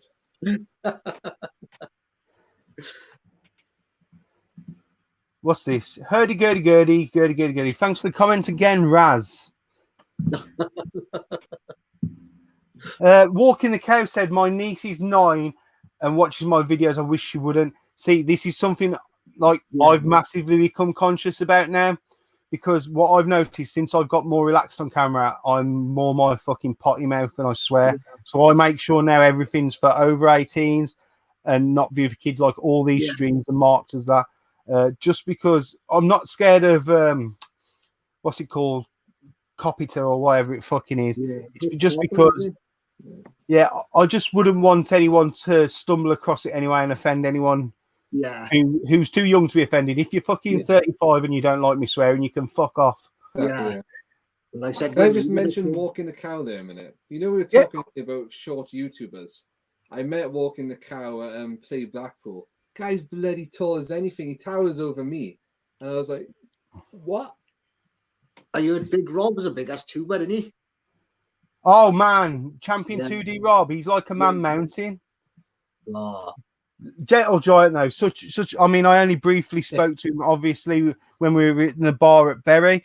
But obviously, having him on my stream, you know, again, I everyone who's been on my streams, they're good as gold, man. And you know, they're fucking talking like proper, you know what I mean? They're not putting on no act. 6'4" walking the cow. That's like 3.5. That's 3 full YouTubers, no? Well, not full size YouTubers, average size YouTubers. Yeah. What about girth? What about Grusty's retro stream? Can we all take a minute to put pause because unfortunately Grusty's retro stream, we lost it earlier this week. It's no longer with us. It's had a good run. He was once known as the daddy of streaming, but the real daddy's back now. Tony, he's took his rightful place. Gus refused to take advice from the king of streams, Tony, and unfortunately now GRS is no longer with us. So if we could all just bow our heads, tip our beer. You had a good run, Gus Newton, and you could have got there in the end, but you get it up. Oh, here we go then. Interghost, thank you. I think this is the first time Interghost has joined the stream. Pleased to see you, Matt. What's better, cartoons, games, or fudge? I refuse referring to Fudgegate at Blackpool, but in all seriousness, Matt, because I know you're very much like when me, Wishwash, and fucking Scott Glory were talking. You're into a little bit of everything. You're into the vintage toys. You're into the comics. You're into the cartoons. You're into the gaming. Yeah. If I put a gun to your head now and said, Matt, you've got to put it in order, what would it be? Oh. Plus, I'm shooting you anyway. Oh, thank you for that for a start. No problem. Okay. He's probably mentioned fudge as well because I often buy fudge at these like Philly food markets they have like twice a year, different events. Okay, obviously I dropped the fudge because that only lasts for what? Minute on the lips, lifetime on the hips. Is that what they say? And games and cartoons. That's a different Games, cartoons, comics, and toys order. Oh my gosh. Sure, I can do toys first, I would. It depends what age. Are you asking me at this age now, at 33? Oh, we'll make it more complicated. Tell me what you'd have put them in when you were younger and tell me what you'd put them in now. Oh gosh, this is so difficult. I probably keep the toys because I used to spend so many hours as a kid playing with my action figures, and I had such an over-imaginative imagination over whatever the word is. But this is hard. Comics could probably go. I reckon toys and games, cartoons would be up there. Back then, I probably would watch cartoons more than I played games, I imagine. Oh, I know this is difficult. This is really... Can you take that gun away from my head, please? Bang. I think I can have anything back from my I'll let you have a little think. We'll come back to you because me and Steve will talk a little bit of football now because we've had a football question that can slightly slide us into it. Steve, is Giggsy the man for the job? Oh, I think he is. He's not doing bad. He's doing all right. I think give him a bit of chance. Like I said, he's got some good youngsters coming through. I think we'll be all right. I think we've had a good foundations put in place. Like, so obviously, I'm assuming we're talking about the Welsh team. So I think we've had good foundations put in place. I think he was back from Toshak. And all like the under 14s, 15s, reserves all playing the same way. I think we're doing all right now. I think I'd probably say Mark Hughes' best ever managerial job would be as Wales manager because I think he's been absolute dog shit everywhere else. I tell you what, I loved Spark. You know, my favourite football player ever, he was. Dirty bastard though, weren't he? Dirty bastard. Strong as an ox.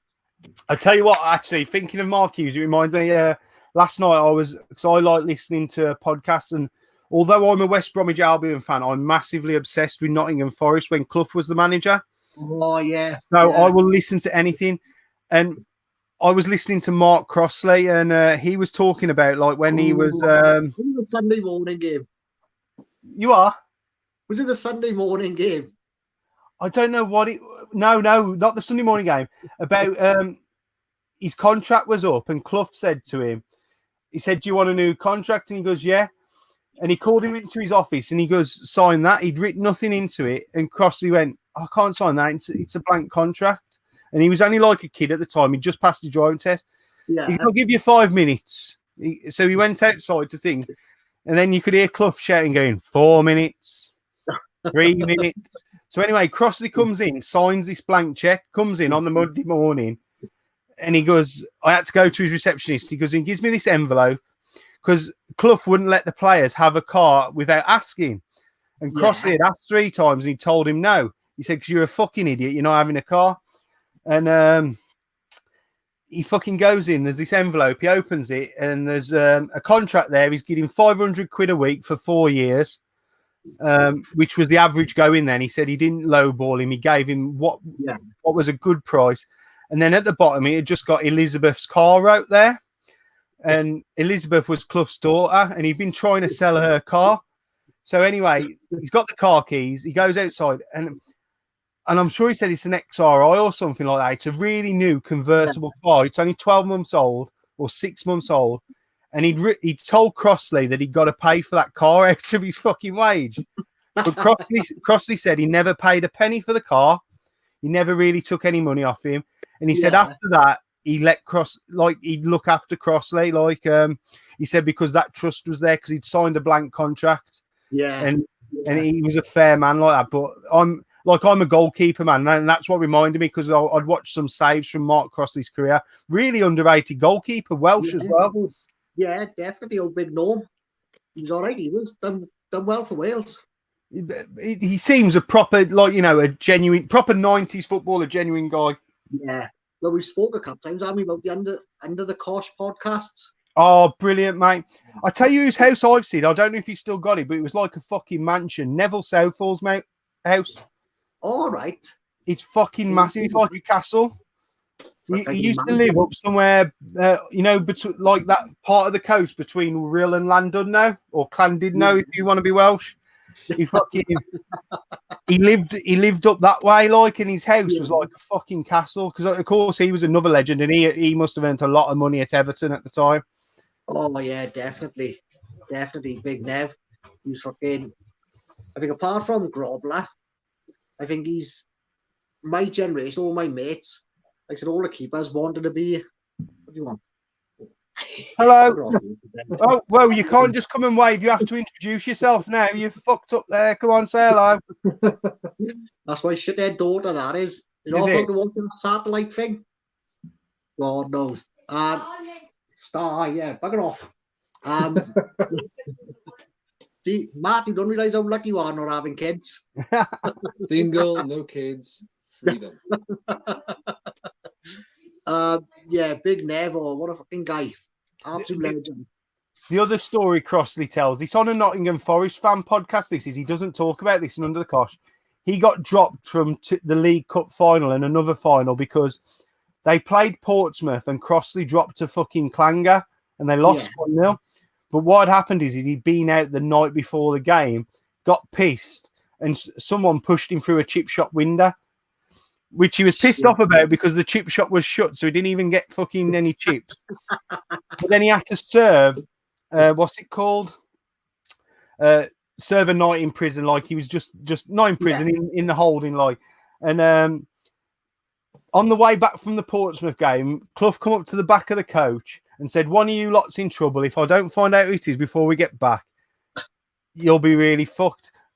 Well, fucking Big Norm, fucking what's his name, Crossley, goes to Stuart Pearce and he says, he's fucking me. He goes, "You best go and tell the gaffer."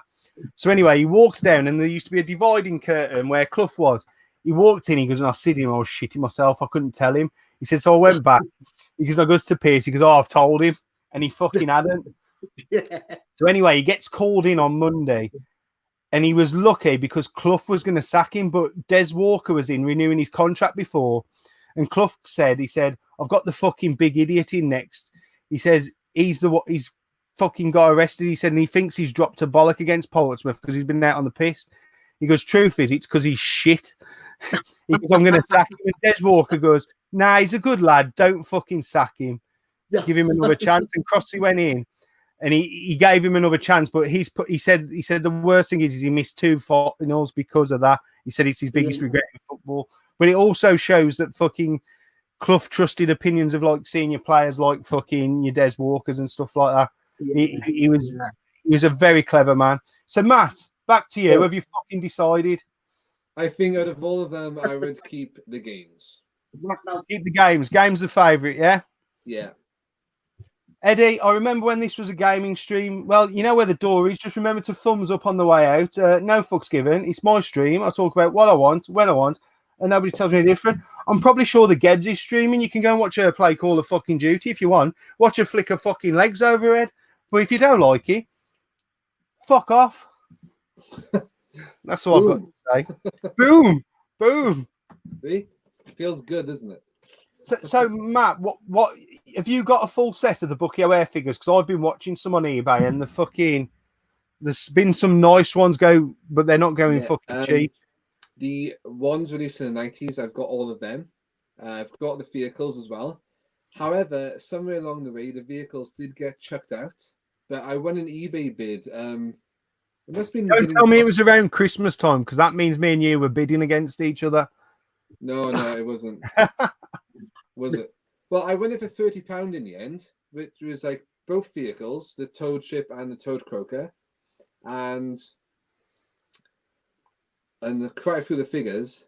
And they usually go on their own for like 80, 90 quid, but I won the entire thing for £30. So the Toad kind of double bubble is called. That was my favorite toy as a kid.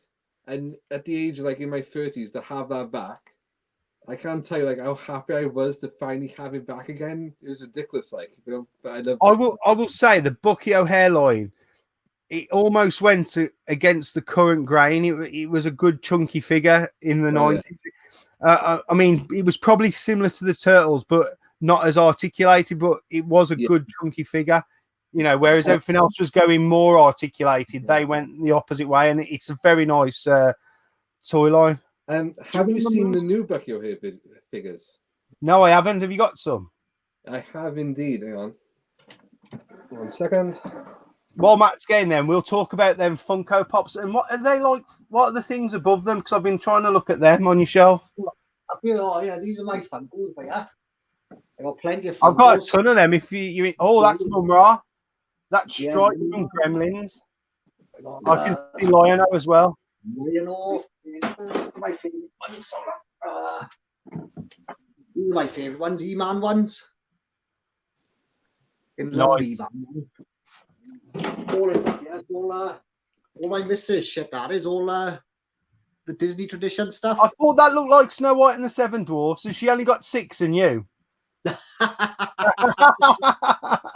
do you think I'm sat there for?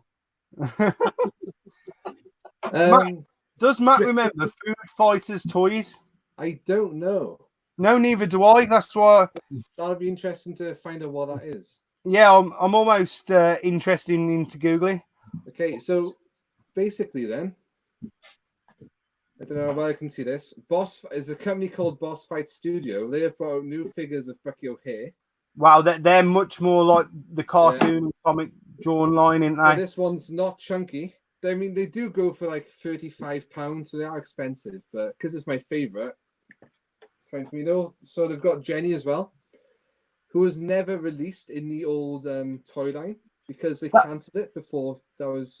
I was going to say, wasn't she meant to be in the second series they were doing of the toy line? Yeah. There is a prototype out there that's available, but it goes for like thousands of pounds. And then we've also got Dead-Eye Duck. Dead-Eye Duck is my favourite, by the way. Classy. If one of them cartoon characters was ever going to swear in Bucky O'Hare, 100% that guy there. He had fucking anger issues, that guy. And then we've got Toad. The Bucky film, Bucky cartoon. Toxic Crusaders. I remember them. I've got a few of them figures. That's brilliant. They didn't get a figure either, did he? What, Toxic Crusaders? I didn't. No, that one there that Matt's just shown. Did that get a figure? Oh, this one, the Toad. Yeah. Yeah, there was one. It was quite chunky. But no. I remember the robot one, and I remember the commander. Toad, I don't remember that. Toad Borg and Air Marshall. Yeah. Yeah. Toxic Crusaders. Yeah, I remember that. Wasn't the girl who went out with Toxie blind? In fact, I showed these fucking the other day. I've got the Blu-rays that I want to watch. In fact, I might watch one of them tonight. But it's amazing what they used to make cartoons of in the 90s, like, you know, for sure. Yeah, I never used to watch that one a lot. Do you remember? Was we ever into Battle Beasts? Do you remember them? Yes, Battle Beast. With And the then holograms later, on it, yeah? you had the holograms. Yeah, they're worth Yeah. like 15 to 20 quid a pop Yeah. now each. Yeah. But there was That also would've been the ones with amazing. like the fisheye that was in Yeah. the like after the holograms, they had the fish eyes in them. Do you remember Muscle Men as well? The little Yes, pink I had flames tons of of on them. thing? Yeah, I know those ones. Brilliant, they was. They're good. I think they're based off this Japanese line. Yeah, Is it- that's that. Yeah, because it's like a wrestling thing, isn't it? Started Yeah. like a Japanese wrestling thing. I was talking about these the other day on the stream. I used to have what's it called? Sorry, I've got a fucking idiot to block.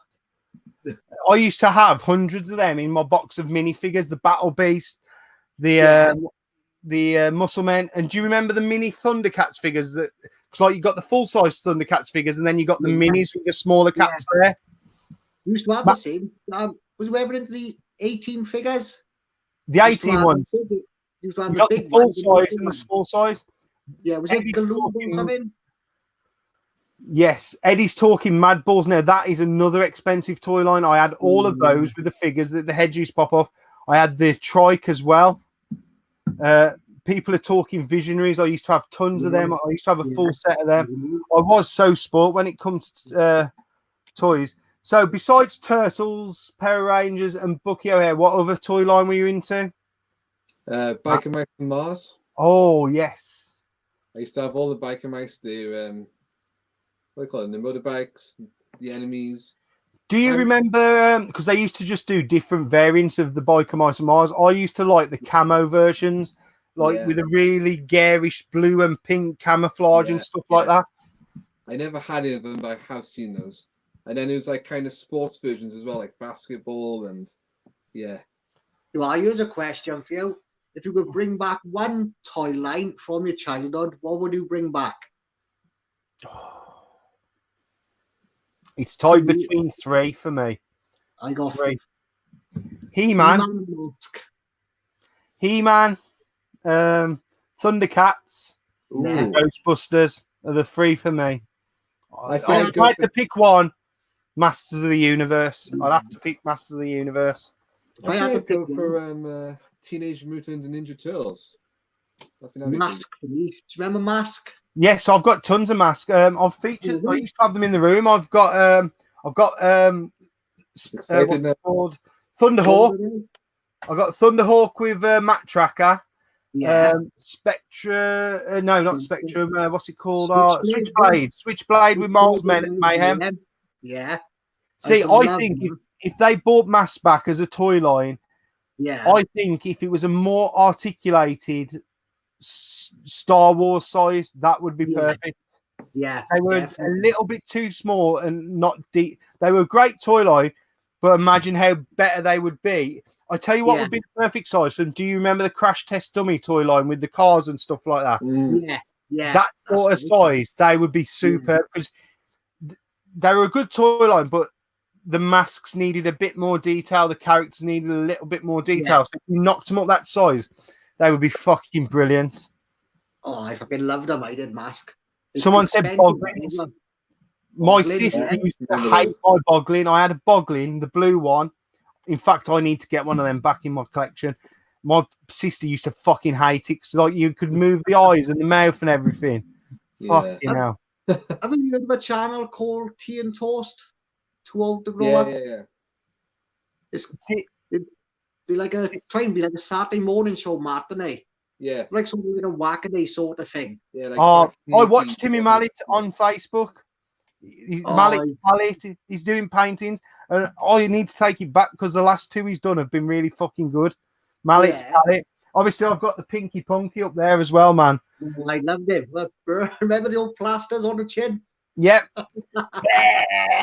I fucking met him at the local. There was a bike shop in Dudley, but they also sell board games, and he had a board game out in the 90s. I had that board game signed by him. And he had the proper big mallet, and he bonked me over the head with it, man. It was fucking one of the best days of my life as a kid. Well, meeting him. Big Red, man, as he was on telly, he was like that in real life, I reckon, didn't he? Oh, he's still fucking bonkers now. You can tell. But I tell you one thing you can tell. and you can't say it about many of the TV presenters fucking nowadays. He's obviously very true to himself, and he's obviously a very nice person and very grounded as well. I mean, Yeah. I'm not being funny, but that guy was a fucking superstar when we were kids. Fucking Definitely. superstar. And he's clearly stayed very grounded, and he's done a lot of charity work, a lot of bike rides and stuff like that. And he does seem like a really fucking nice guy.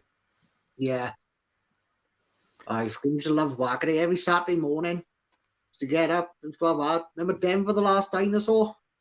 Denver, the last dinosaur. Yeah, I remember that. He's my friend and a Oh, that- How the fuck did they get away with that song? Talking about boyos. Okay, here's the last question for us all before we sign off. Favorite cartoon theme? Ooh, fuck, now you're talking. I'd say I got 3.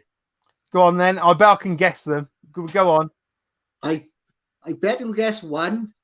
You Is won't one guess of them Jason the Wheeled Warriors? no. No. That is a good one. That is a good one. One of them is Mask. Yeah, that's a given. Absolutely love Mask. Second one is Gummy Bears. Gummy Bears. Yeah. That's fucking brilliant. You can watch that on Disney Plus. The first one, it never gets. Oh, well, I'm sure I'm the only one who remembers it. Do you remember Heathcliff? Heathcliff, you're no good. Terrorize the neighborhood. Yeah, I fucking remember that. Yeah. Raccoons, run with us, raccoons. Yeah. Fucking. If we're gonna pick 3, I'm gonna have Jason the Wheel Warriors, Yeah. Mysterious Cities of Gold, and I am gonna have the raccoons. That would be my 3. Yeah. I tell you another good one is fucking Darkwing Duck. Oh, I No love one that ever. one. Oh, Okay. true story, right? True story. Last true story before Matt gives us these, right? We used to have a fucking teacher at school. Her name, I'm going to tell her name because I fucking hated her anyway. Her name was Mrs. Dunworth Warby, and she used to teach me French, and I fucking hated any fucking French or German lesson, right? But she insisted that we called her DW. Yeah. And that's all I used to sing was that fucking Darkwing Duck thing.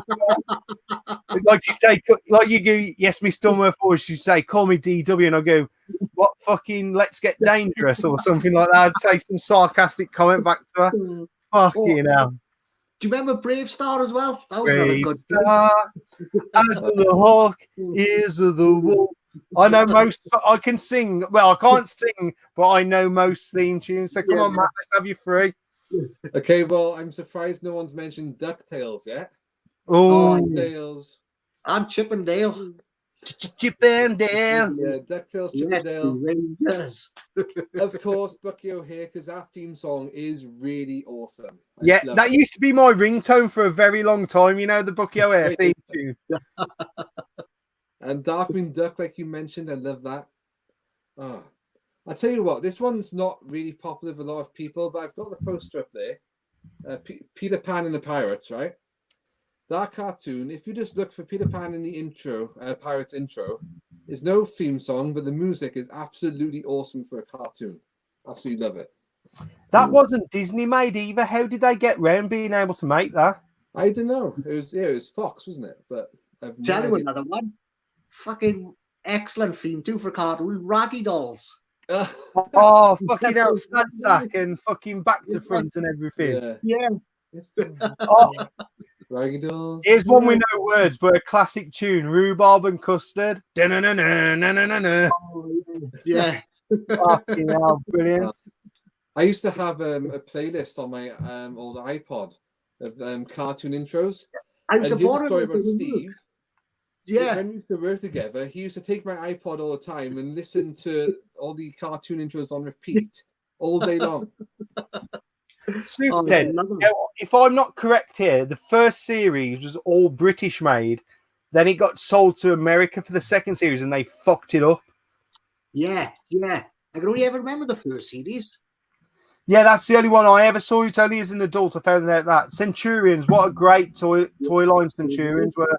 Pirates of Dark Water, that was another one of my favourites as well, man. You think I was a bit... Oh, remember Captain Planet? Captain Planet, he's a hero. Gonna take pollution Pushing down down to zero. Banana Man. Can anyone remember? Oh, Jimbo and the Jet Set. Jimbo. Yeah. I forgot all about that. These were Remember, Jimbo British as well, because there's some proper good British cartoons in here. That I tell you what, here's a couple of older ones for you now. Do you remember a thing called Telebots? yes, no, it's Telebugs. Yeah, Telebugs, yeah. Telebugs. With the So faces. the There was a yellow one, a red one, and a White blue one. one. Well, no, white one, yes. Yeah. Yeah. Remember Space Sentinels? That was another one I used to watch. I think I was from the 70s. I was Space Sentinels. I've heard of that, but I've never seen it. Yeah. I've never heard of that. I just think after the 90s era, everyone forgot how to fucking draw cartoons and they went real shit. The only good cartoon that came out towards the end of the 90s that I enjoyed was Johnny Bravo, because I thought he was fucking hilarious. Not really a kid's cartoon. Not really a kid's cartoon, because he was trying to pull every episode. He had some of the best lines as well. I always remember him going up to a woman and go, "Man, I'm pretty." And stuff like that. And he turns up, one of the only episodes he ever fucking gets a date. He turns up late and she goes, "You're late?" He goes, "Yeah, but I look good." I just saying that. Brilliant. I like the new cartoons. Well, say new cartoons. The only one I ever liked, I used to watch, sit down and watch proper with the kids. Remember Ben 10? When I didn't. I'm lucky I've never had to watch Ben 10. Like, honestly, it wasn't that bad. It was probably the closest we had. Looked like the 80s stuff. Mr. T cartoon. I remember that. Wasn't he involved with the American fucking gymnastics team in that cartoon for some reason? Yeah. Remember Jackie Chan's one as well? Yes. Yeah, Jackie Chan Adventures. Yeah. Trapdoor, someone's mentioned in the comments. You are Dana. You remember one called The Other Kings? Oh, the football one. Yeah. Oh man, yeah. I'm trying to think of the theme tune to that. With the Hurricanes, the champions, it's here again. Something like that. Fuck. I didn't like that cartoon though. I really didn't. Cause I think it was way too fucking American for me. Inspector Gadget. I used to watch it over on Saturday morning. Tailspin. Sorry. Tailspin, yeah. Tailspin. Yeah. I used to love Tails. I got that upstairs. I briefly remember this, Captain Ed. Yeah. Would it start off like as a live action and it went to a cartoon? You get sucked into the telly or something? Yeah, it did like you get sucked into the telly because that was the thing we like the Nintendo cartoons because remember fucking the Mario cartoon with Captain Lou Albano as the fucking Mario. Do the Mario. Fucking hell. How the fuck haven't we mentioned Dungeons and Dragons? Oh, I'm going to disappoint you now because I thought I had it right here because I have got some of the cartoons. But I haven't. But I have got the box set of Dungeons and Dragons. I have got these though. These are lovely. Oh, nice. The complete lot of Master of the Universe. Yeah, I got a couple. I haven't got them like that. One of the best things I've seen. I don't think these are for the what's it called? PAL Region DVDs. But I've got a DVD player that plays anything. Yeah. So, but they're like the complete sets. They are. I might look at buying those myself. One of the best things. They're not cheap, but I'm going to tell you how much I paid for them. Right. £2.50 each, so £10 from the car boot sale. Oh man, you get so lucky at car boot sales. I do. Yeah. Oh, someone said Mr. Ben here. These are proper old people now. Oh yeah, that's probably Retro Bay, was it? No, it was Gus Newton. Someone's mentioned Dr. Claw. That's from Inspector Gadget. And I was actually going to do, like how I was starting to do my intros on my videos. I was going to get the Nintendo Power Glove and sit backwards like this, and then spin round with my cat on the fucking chair, and just bang my fucking glove down and go, "I'll get you next time, Gadget. Next time." I fucking love that. But guys, this 2 hours has absolutely flown, man. It's been brilliant having you both on, man. What I like to do is sign off with a message like from you guys individually to everyone watching. So, Steve, if you want to go first, then Matt. Hang on. Someone has mentioned a great, and it's a fucking huge shout. someone has said Batthink. Oh, and karate. Badthing and karate. Yeah, your bullets one will of not your harm me. My wings are like a shield of steel. I will let you do your message to the people now, Steve. No, just cheers for watching, guys. Like I said, Dana, thanks for having us on. Like I said, stuff you're doing for the community, but is absolute brilliant. Same as Russ, Nath, Sean, Rob, and all that over on. Is it the TNB? The TMB, the new business. Like I said, Big Al, all the videos he's putting out, Rob Gernaldino's videos, everything. Just keep it up, guys. You are getting me through work at stupid o'clock.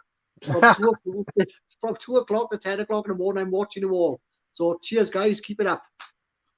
How about you, Matt? Message to everyone. Tell them to wash their hands, the dirty bastards. Indeed.